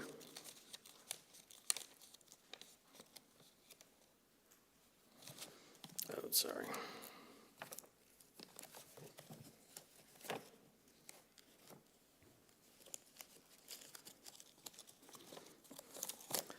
I think I flipped it around.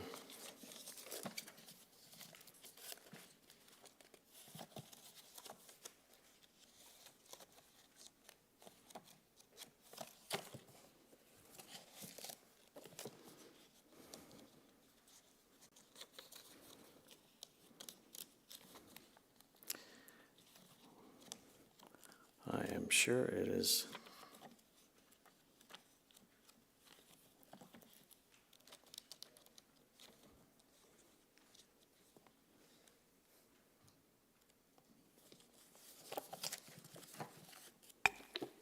Just one sec.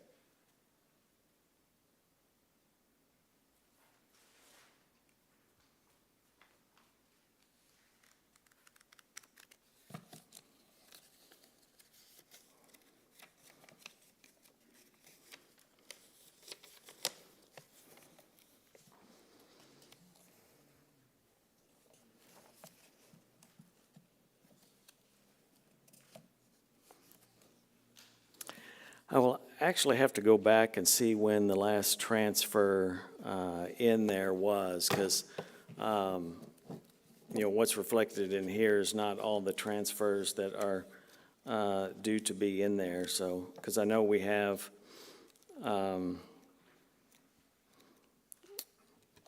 we should have close to $1.5 million in there, if not more, but I'll have to see why that is reflecting that. Pardon me?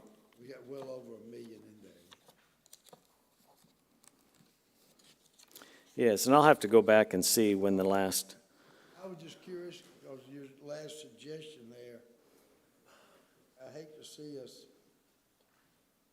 not budget specifically for the rainy day fund, because it was down to nothing, and the board has worked so hard to get up over $1 million. And that's only 1 month's payroll. That's only 1 month. If we're gonna have 6 months payroll, we're gonna need $6 million. If it's $500,000 payroll. yes. Alderman Klein. So if I'm not mistaken, back in 2021, we started the 2 mil or something, what year, and it was 400-something thousand you've been putting in there. We hadn't tapped it since we started that, right? Correct. So, Yeah, I'll have to get you all the actual figure with what transfers are supposed to be in there. I apologize for not having that tonight. You've been under a lot of stress. The next sheets that went around is the projected 2025, and sorry, that column says requested. It is not to that point yet. I would like next board meeting to start the budget workshop to where by that time we can, as department heads, weed through this, and it all may change quite a bit. But I did want to go through the revenue pages real quick. You can see on that top sheet is the ad valorem. Last year we put in the budget $8,948,000. This next year, the ad valorem will reflect that number that you saw on the millage calculation of $9,868,000. I didn't put the 818 on there, but we've got $9,868,000. But most of the time, you know, that is an assessed value, and that we know that's a set number. But again, I've mentioned it before, we will only make that number if everyone here in Horn Lake pays their taxes. That's the assessed value on all the property, home or business. So, and we know sometimes people come in hard times and their taxes aren't paid, so that number will, well, since I've been here, it has always been lower than the number that is in the budget because it comes in. But you will see a line item 4 lines down, which is prior year ad valorem, where we're getting some that's being collected from prior years. And you can see those numbers reflected in green. We are projecting a little bit more. The one in red is the rainy day fund. It's highlighted in red just because it was a change that we discussed just now. I had handed out the sales tax chart to you. You can see that we're projecting going from $7,550,000 in sales tax, which we currently have collected $6,474,273. So we have 1.78 left to collect, and we are projecting $7,790,000 for next year. If you just look at that sales tax chart and add, I mean, if you look at those next 2 months from the year before, you could end up adding another $1.2 million to that current number of 6.4, and we will make budget this year if we just make what we made last year. And so far, you can see we've been making better than the prior month. So we are going to go, I feel we are going to go over and meet that budget.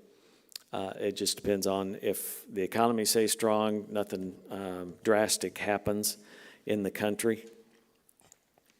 And reflecting hopefully the trend that we're seeing, that's why I did have an increase of sales tax to $7,790,000.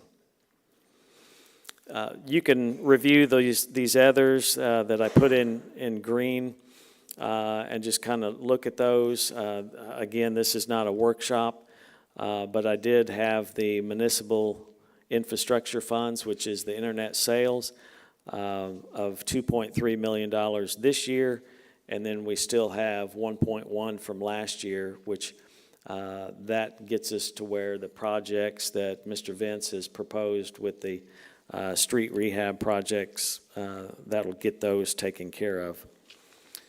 You can see we proposed, as of right now, our general fund budget last year was $30,272,937, and we're having just a slight increase of $30,879,212. Again, there shouldn't be a whole lot of change in the revenue. We will get another assessed value in a couple weeks from the county.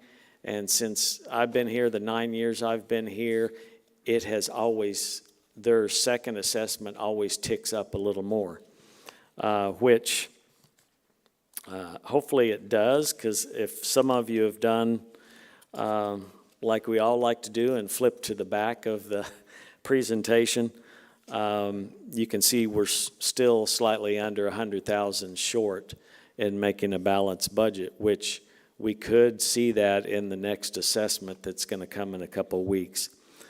Again, you can flip through the departments. I'm going to hand the department heads tonight theirs to look at, and they will probably have a few choice words for me tomorrow, and we'll start doing the budget workshop. I will make a note, if you can change to the street department, 301, budget 301, the street department. You'll see that one line in red. One thing that changed, I think 2 board meetings ago, you all approved the light signalization at Nail Road and Interstate Boulevard that was about $143,000. Because at that time, that was not budgeted anywhere. It's going to take place next year. We had to add that to the street light line item. So you'll see that jumped from $210,000 that we had in there last year, which we've already gone over budget in that, to $424,000. So, some of those things make a difference. I'm glad we knew that ahead of time. You will see, I don't have it highlighted, but the line right above that, professional services, was $86,000 last year. This next year, Stephen's got $327,130. That is what you all approved with that company that's helping cut the grass in certain sections. We pay them out of professional services, so that is a big jump, but you will notice that the wages and salary line this is the only budget that the wages and salary has gone down, and I need to talk to Stephen about that, because our thoughts back then was if they're doing some of the cutting, we'll be doing less cutting. So we just got to come up with the right number of staff that can keep maintaining the city and the street department. And again, this is all preliminary, but I did want to point that department out to you. But you can look through those, and you'll see in the general fund, it's still slightly under $100,000 that we have to come up with to balance the budget. And then utilities is also back there. It's separate from the general fund. You'll see the utility budget itself is a little over $9 million. And as of right now, the utility budget is balanced. We just have to work on the city general fund budget. That is all I wanted to present, just things for you to have to start looking at for the next 2 weeks, and we will hopefully start our budget workshops at the next board meeting, where the department heads can come and speak their case for how we move forward or scrap this and start over. But I will say we do have to advertise in the month of August on all of this, so we can adopt the budget that first week, either the first budget, the first board meeting in September, or a recessed meeting after that, since the 15th is on a Sunday this year. Thank you, Mr. Jim. Does anyone have any questions for Mr. Jim? Alderman Young? Hey, but I got a couple questions. I didn't see $729 million from the state to support we're talking about losing the ARPA money, and the state stepped in and saved on that. I didn't see that in the budget. I don't know where it is. I don't know if the money's here or not here or whatever, but that's a question I got. And I see it, both the fire and police were having to meet budget on that by cutting their vehicles out. Yeah, If the, we have to do that, and the next, it's a couple of, Okay. and I'm not asking for answers, this is things that I'm sitting there looking through things. We cut our rainy day fund in half, and just like the mayor said, we're going to need $6 million. I just see a lot of cut, and then there's another thing, the PATH group that was gonna put the street lights that we've been talking about, has that bid ever come in? Where's that money at in here? I don't see that, or have we opened that bid, or? you ready for me to start? Yeah. You've asked a lot of questions. Feel free to jump in, yeah. The 727,000, it would be potentially reflected in the utility budget. I didn't see it there, though. In that meter replacement project, or, well, no, we moved some of that ARPA funds to that. But yeah, I mean, it's not in there mainly because I can't count my chickens until I know. Yeah, that's fine. Because we've had things, and you all know, I mean, we've had things told to us by the legislators, and then others come around and vote it down, and sometimes we don't get it. I mean, the governor wanted to give us, 200+ million for Interstate 55, and it didn't get voted by the legislators. So it is not in there, just because it's not an active project that probably won't take place in 25 anyway. I'm not sure. May I interrupt a minute? Yes. You're talking about the money that Senator McClendon came in here and announced? Right. Senator. I thought that was supposed to go for water projects over. It's only supposed to be for water projects. Yeah. It's supposed to be for water projects over there. That's why I was saying it would be reflected in the utility projects. Sure. Some of the projects that you'll see down at the bottom of their spreadsheet in the 701. Thank you, sir. Can I continue? Yes, sir. When that money and if that money hits the bank account and you see it in there, will we be able to, because we seem to be trying to, like a cat in a litter box right now, trying to cover up some extra cost, will we be able to use that money and take some of the money out of utilities and put it across the board, or will that money have to remain in the utilities as a line item in utilities because it has to be used for water? Yes, I mean, it will have to stay in there. We won't be able to use that in the general fund. Utilities is a self-sustaining separate budget.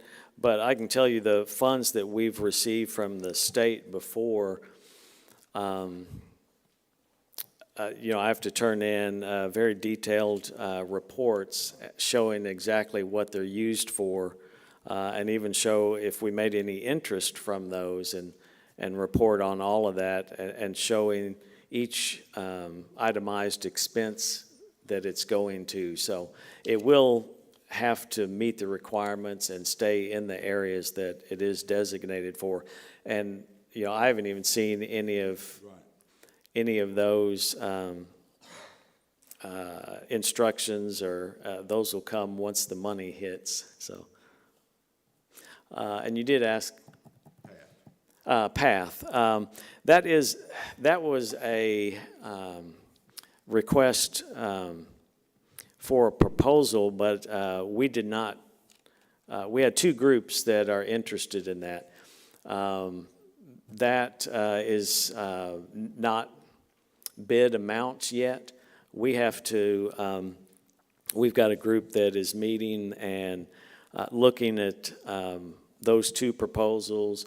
going to be asking more in-depth questions of them before and those questions will be about the bottom line numbers. We do not have any numbers, any set numbers yet. We've seen potential numbers that it could save and cost, but we need to get both groups, PATH and Entergy, met with the mayor and I last week, and we need to get both of them answering a few more questions. So we're a little bit a ways from that, but we still are working on that. That's why there's no numbers reflected in this. That will be something that we'll have to deal with once we get into next year's budget and see if we can move forward on that. And I did talk to one of the groups about doing it in stages.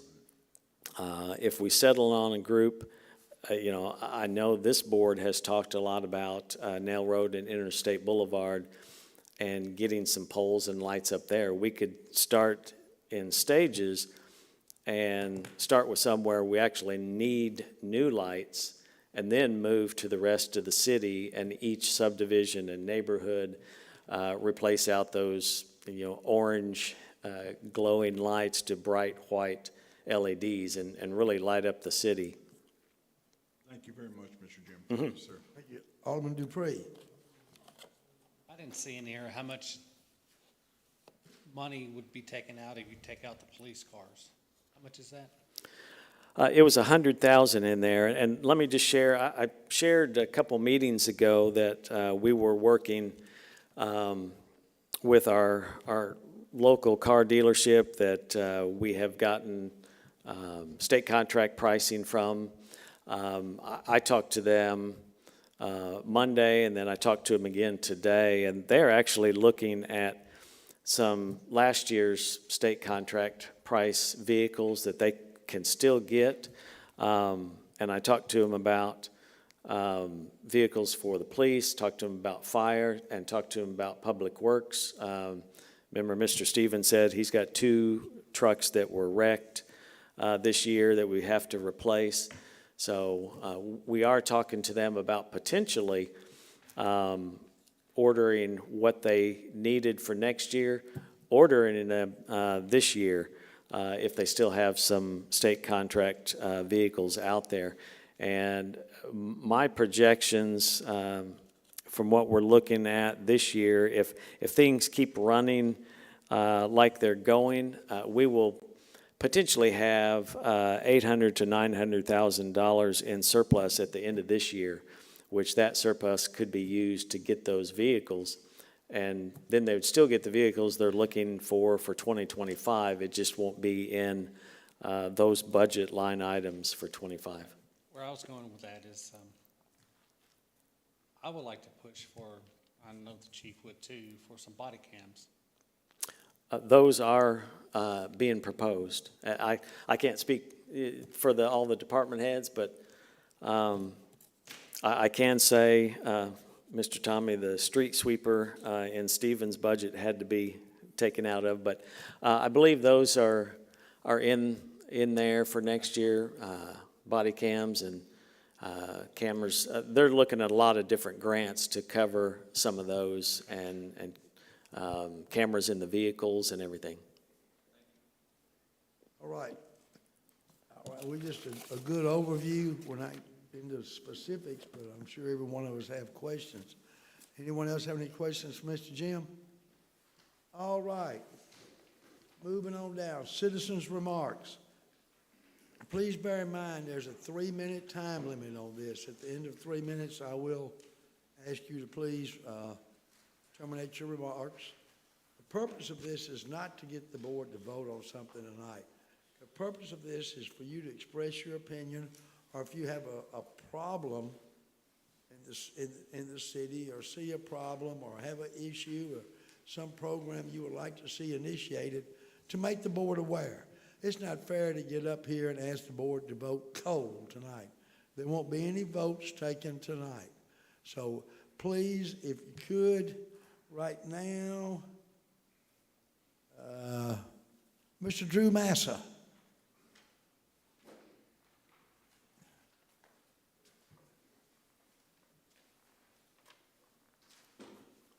Good evening, Mr. Drew. Hello, I live at 1490 Crossing Drive. Yes, Got a- sir.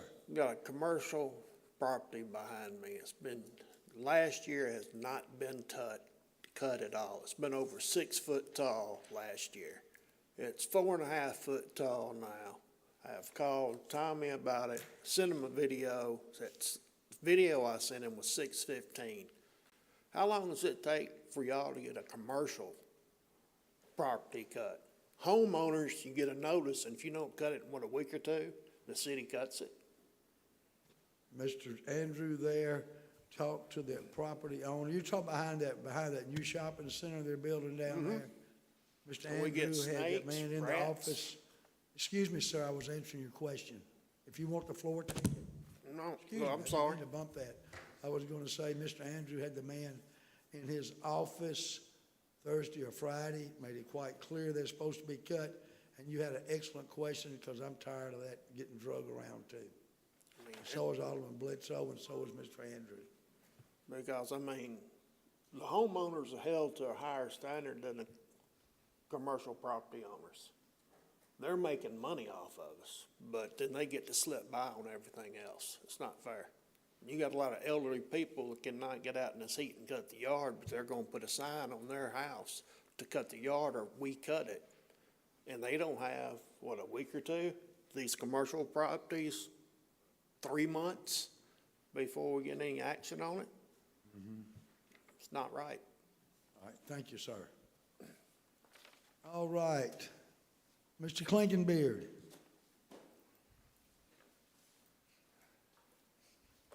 Make a motion to adjourn. All right, let's go. I'm actually stepping up here to speak to both chiefs and the board. As y'all know, I'm a member of the Horn Lake Lodge. Dave and the mayor have been to breakfast we do breakfast the first Saturday of every month at 8 o'clock. And that's open to anybody. But at the end of the month, the 27th, we're gonna do one specifically for police, firefighters, first responders, board members, and whatnot at 8 o'clock. You're all welcome. And first responders and stuff do not have to be in uniform. We're not looking for proof of anything. If they show up, we're gonna take them at their word. Whether I know them or not, or anybody knows them or not, they're welcome.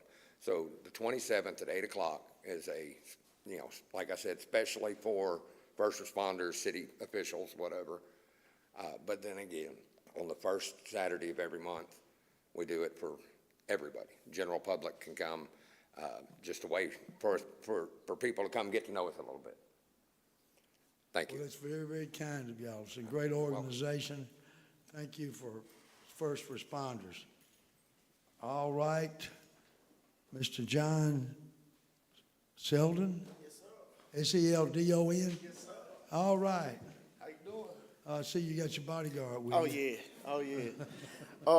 As you know me, Mr. Mayor. Yes, sir. I done talked to you on the phone plenty of times. But I'm here to make a proposal for our youth. We have a lot of our youth in all races getting in trouble in Horn Lake. And I'm fighting for something to help our babies, because every time you stroll on Facebook, you got people talking about somebody wrecking in their car, somebody doing this. What kind of program can we bring to the city to try to save our youth, to try to give them a job like during the summer, just something simple to help our youth? Mr. George, I've been with Mr. George almost 14 years now. I've been in Horn Lake, and this has been my best friend since I've been here. And when I lost everything, he helped me, and he been behind me trying to save the youth. And that's what I want to do for our city. You know, as we talked on the phone when I was driving big trucks, we talked on the phone about that. And I have did a big cookout event at the park, at your park, for the police, the children, everybody to come out. But I just want to bring that to y'all attention. Like, we building animal shelters, we building the gas stations, we doing all of that.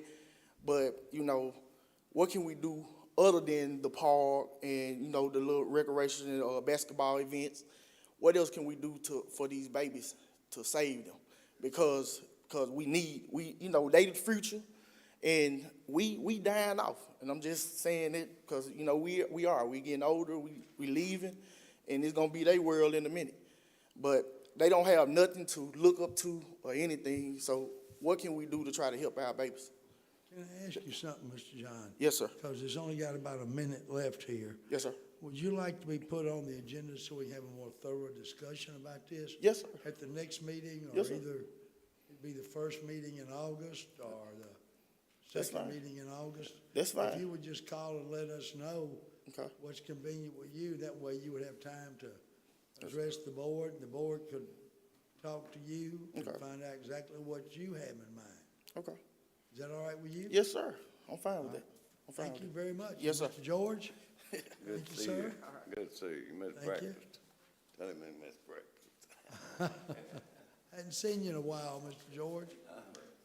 All right. I can't get out of bed. Before we get down to number 8, y'all want to take a break and stand up and stretch your legs a minute?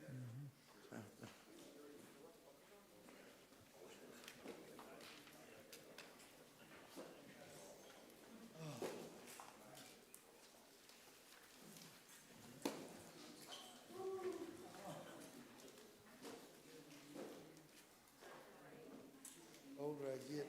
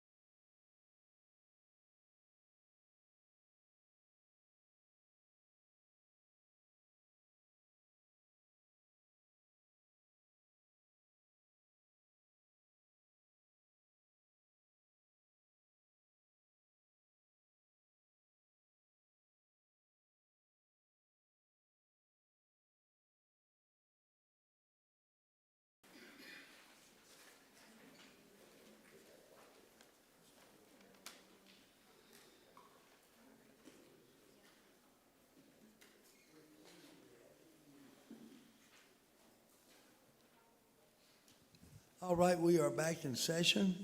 Right now, we have Mayor Alderman correspondence. We're on Roman numeral 8. I just have a couple of brief remarks.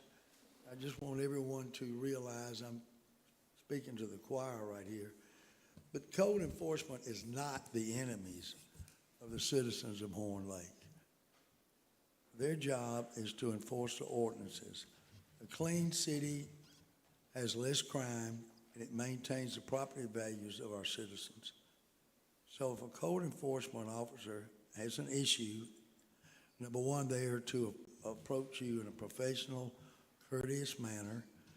You will be given one warning. If you don't take care of that, you will get a citation.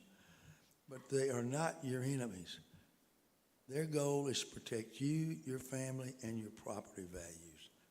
Number two, in view of the horrible thing that happened Saturday, thank goodness former President Trump is all right. Unfortunately, the United States lost a brave citizen. It said on the news he threw himself over his family to protect them. He unfortunately passed away. There were 2 more critically injured. I don't know any more about their status at the time. But several weeks ago, I suggested maybe not having any political events in our parks. And I would like to put that on the agenda for a future meeting. And I would like for our department heads to please study your budgets. And I want to compliment our department heads. If you've seen, every one of them it was in the percentage of what they'd should have at this time in this budget year. Thank you for keeping your expenses down as much as you possibly can. And thank you for working with Mr. Jim and the administration to bring about a balanced budget this year. And I want to thank the Dream Team. They're not here, but for the backpack giveaway in the park last Saturday, thousands of people there, probably 2,000. Thank the police, the fire department, parks department, for everything they did to keep it orderly. It was quite an event. Extremely hot, but quite an event. All right, Alderman Young, you have anything, sir? Just a couple of things, sir, if I may. On, I believe it was on Friday. Was that the teddy bear picnic was on Friday? Wednesday? See, that's my days run together. That was a really good event. That was awesome. Y'all did a really good job. And the Optimist Club meeting is Thursday night in this building at 6:30. If you're interested, sir? I didn't say that. Oh, I thought my ears are Somebody down here bad. I'm sorry. Somebody called. I do, 2 of them. Thursday night at 6:30 in this building. We have a very, very special guest speaker. Honorable Mayor Alan Latimer will be our guest speaker at the meeting. So we'll meet right here in this building at 6:30 if you'd like to come up and see what optimists are all about and listen to Mayor Latimer. That's all I got, sir. All right, thank you, sir. Alderman Dupree.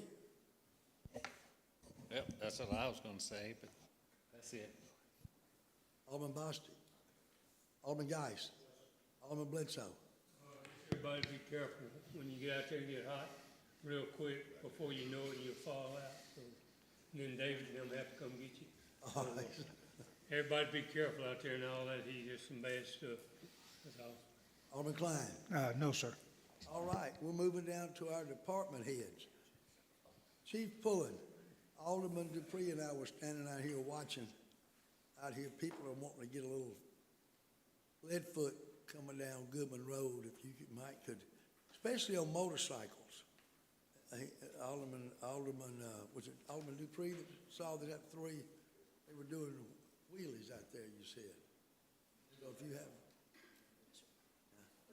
did you have anything for the board, ma'am? No, sir, Mayor. All right, anybody have any questions for Chief Pullen? Mr. Box, you have anything for the board? I don't have anything, Board, Mayor. Anyone have questions for Mr. Box? Alderman Bledsoe. Sounds like a good one.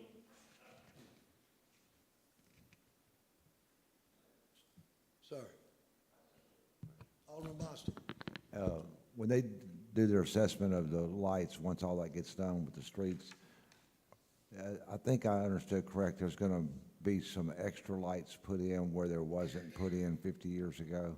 Because I know there's a few coves over in DeSoto Village here in Ward 3 that have no street lights, they're just pitch dark. Yeah, I imagine once we get something worked out on that, we'll be able to add where we think we need lights to be put at. Could I send you a few of those codes? send them on. Okay, all right, thank you. Mr. Mayor? I got a- Alderman Klein. Got a question. You got that new jetter.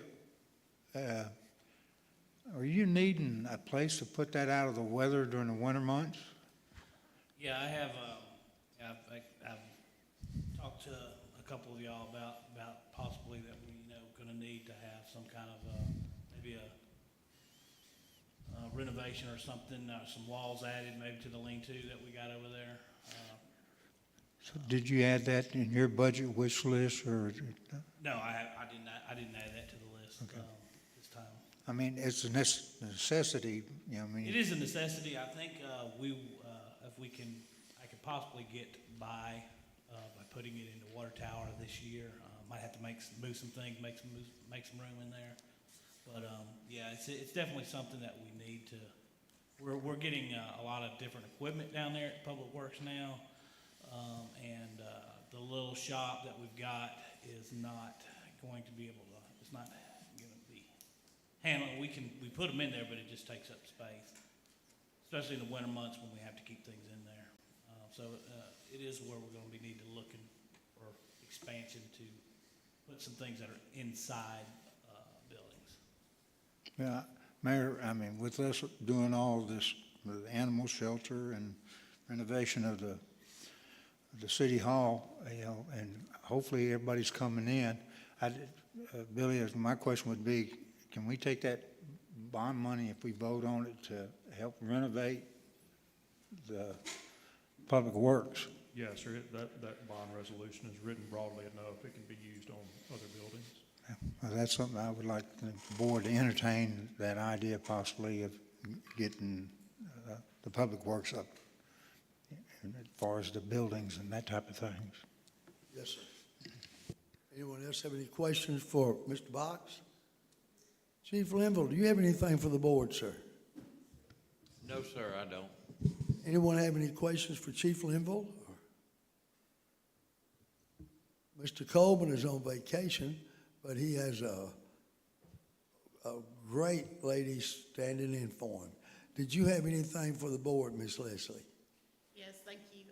I would just like to invite everybody to our last In the Park After Dark movie night, game night.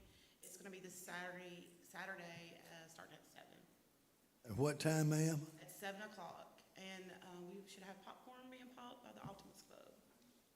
And this is all free for the citizens, Free correct? family events that we have during summer. Ma'am? It's a free family event. And what movie is showing, ma'am? Vivo. Vivos? Yeah, it's a cartoon. Anyone have any questions for Ms. Leslie? Good evening, Mr. Vance. Do you have anything for the board, sir?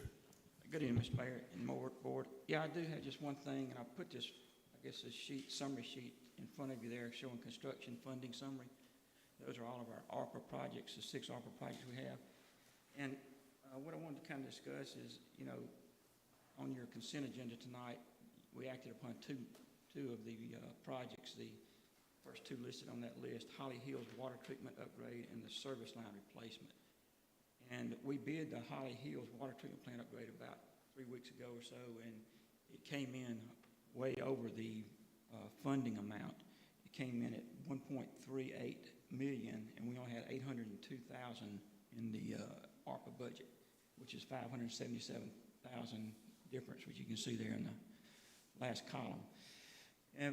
But then again, on our service line replacement project, we bid it. We had a funding of $1.3 million, and we came in at $626,000, which is $717,000 under budget.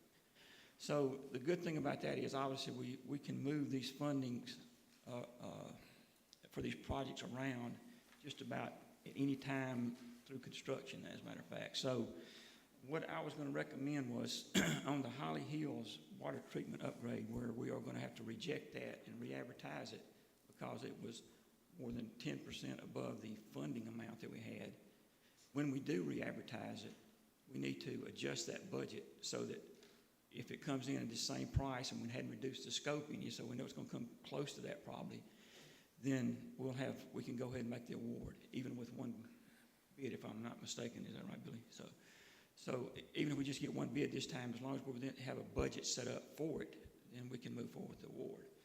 And so the way we do that is I would simply take the service line replacement money and just modify that project, move that money to the Holly Hills water treatment plant. So when we bid it, the money will be there. Mr. Mayor, All right, if I could- Campbell. do you need the whole amount, Vince, or do you want to save some?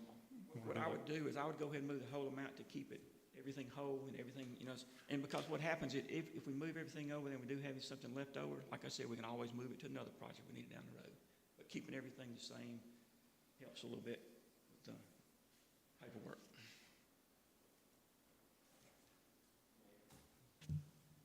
Mr. Jim.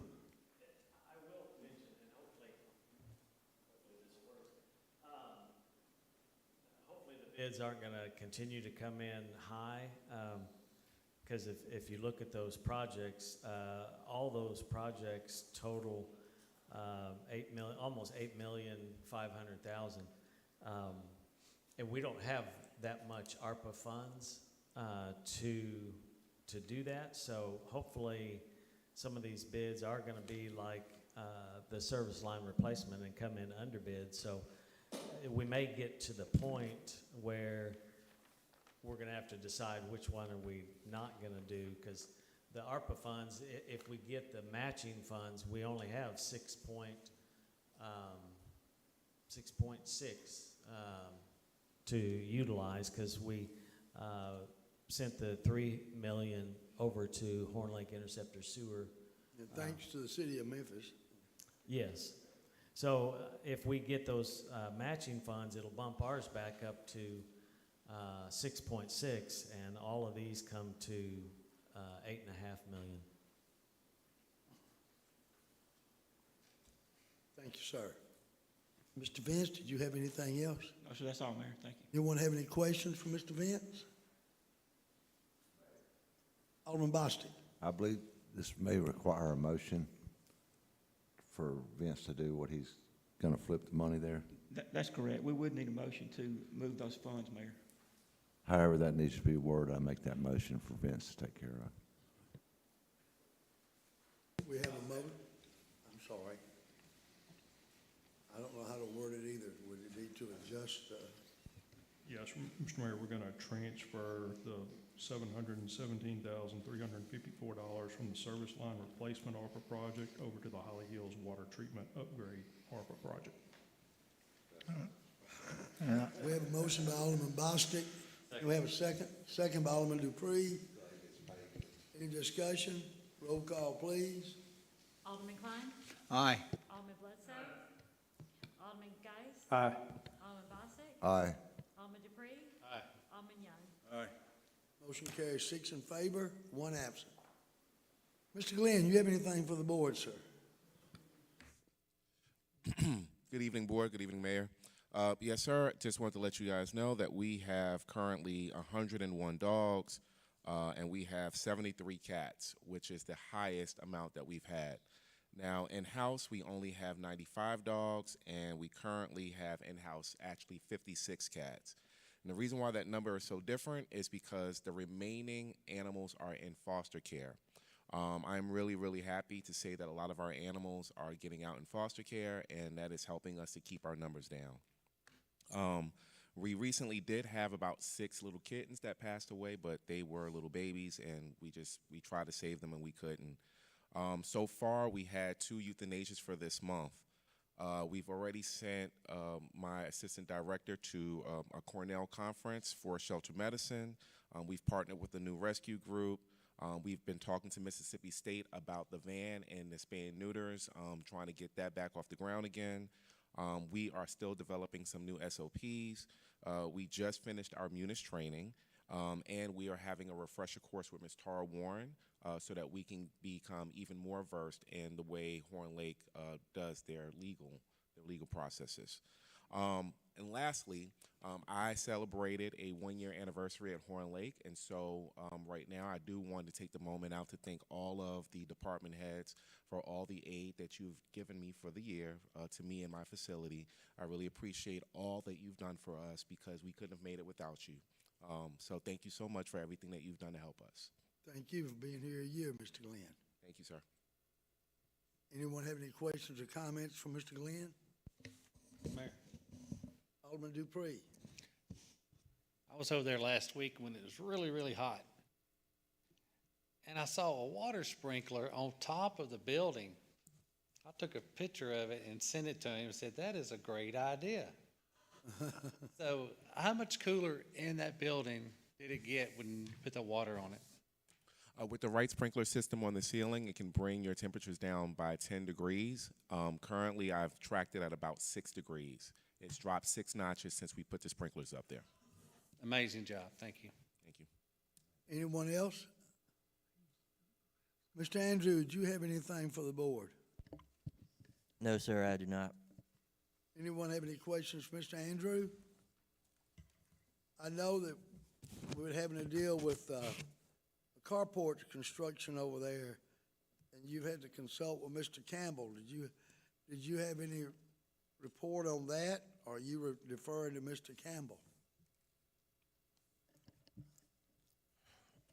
If Mr. Campbell would like to speak to that, that'd be fine. But all I'm going to say is that whatever I do in the department regarding code or planning,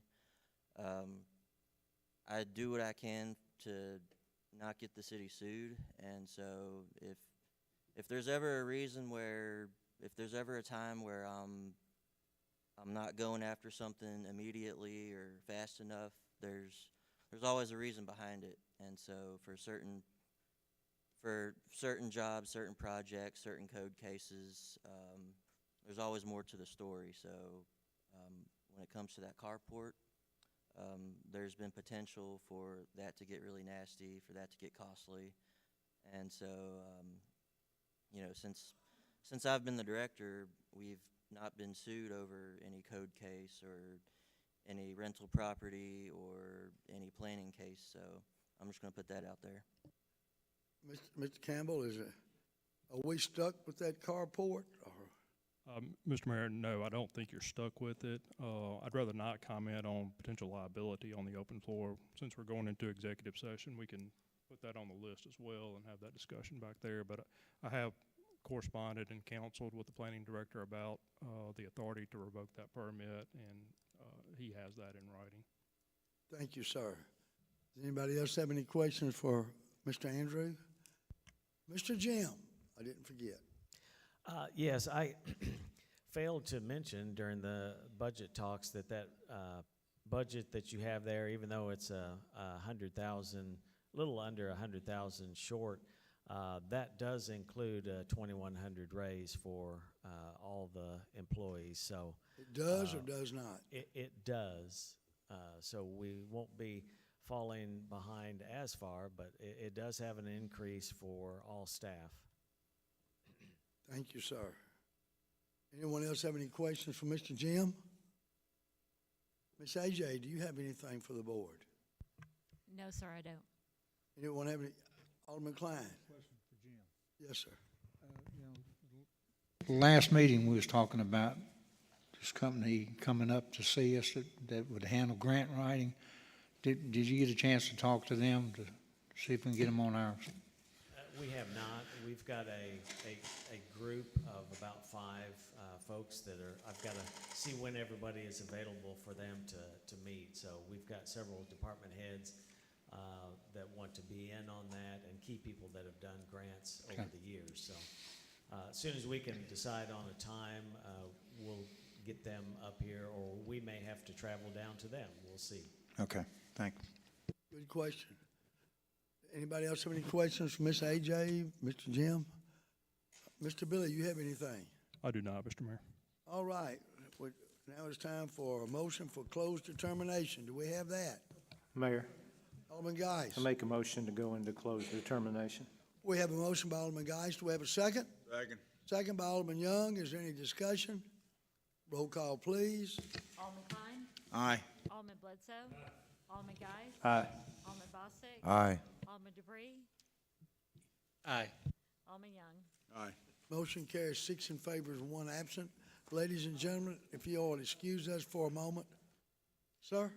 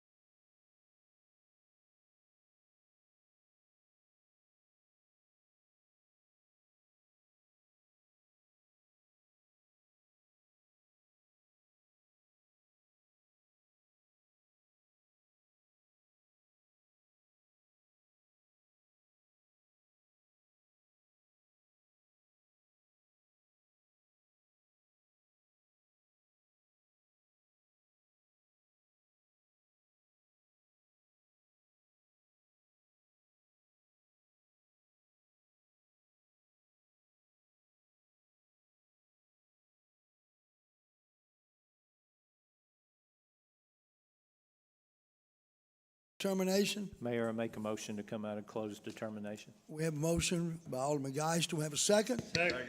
Second by Alderman Bledsoe. Any discussion? Roll call, please. Alderman Young?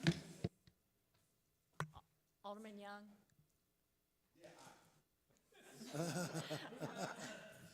Alderman Dupree? Alderman Bostic? Absent.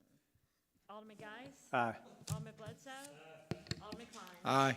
Motion carries 5 in favor, 2 absent. Do we have a motion to go into executive session? Mayor, Alderman Geis. I make a motion to go into executive session for the following: discussion regarding personnel matters and possible disciplinary action in the Animal Control Department, and discussion regarding potential litigation involving a residential property. We have a motion by Alderman Geis. Do we have a second? Second by Alderman Klein. Any discussion? Roll call, please. Alderman Klein? Aye. Alderman Bledsoe? Aye. Alderman Geis? Aye. Alderman Dupree? Aye. Alderman Young? Aye. Motion carries 5 in favor, 2 absent. If you will excuse us. Mr. Glenn, if you could stay, we're going to need Ms. AJ, probably Mr. Jim, and of course, Chief, you're stuck here. The rest of the department heads, if y'all wish to leave, y'all may do so.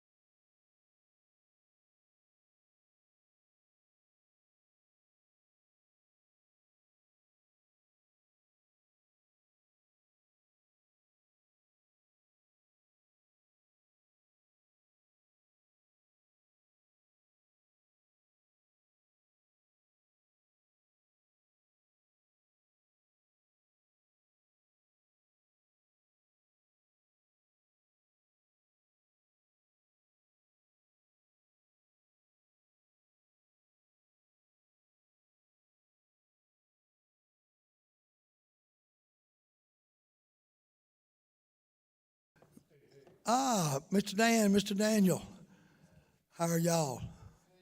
Ms. Dupree, Prince of Darkness, do we have a motion to come out of executive session? We have a motion by Alderman Young to come out of executive session. Do we have a second? Second, Mayor. Second by Alderman Bostic. Is there any discussion? Roll call, please. Alderman Klein. Aye. Alderman Bledsoe. Alderman Guy. Aye. Alderman Bostic. Aye. Alderman Johnson. Oh, sorry, my bad. Alderman Debris. Aye. Alderman Young. Motion carries 6 in favor, 1 absent. Do we have a motion to come out of executive session? Mayor, Alderman Geis. I move to suspend employee 757 for 1 day without pay for violation of personnel policy 701 and 510 to be served July 25th, and to place the employee on probation for a period of 1 year. We have a motion by Alderman Geis. Do we have a second? Second by Alderman Young. Is there any discussion? Roll call, please. Alderman Young. Aye. Alderman Dupree. Alderman Bostic. Aye. Alderman Guy. Aye. Alderman Bledsoe. Aye. Alderman Klein. Aye. Motion carries 6 in favor, 1 absent. Do we have a motion to adjourn? Mayor, I make that motion to adjourn. All right. Alderman Dupree made a motion to adjourn, second by Alderman Bostic. Those are the closest two. Is there any discussion? Roll call, please. Alderman Young. Aye. Alderman Dupree. Alderman Bostic. Aye. Alderman Guy. Aye. Alderman Bledsoe. Alderman Klein. Aye. Motion carries 6 in favor, 1 absent. Ladies and gentlemen, thank you very much.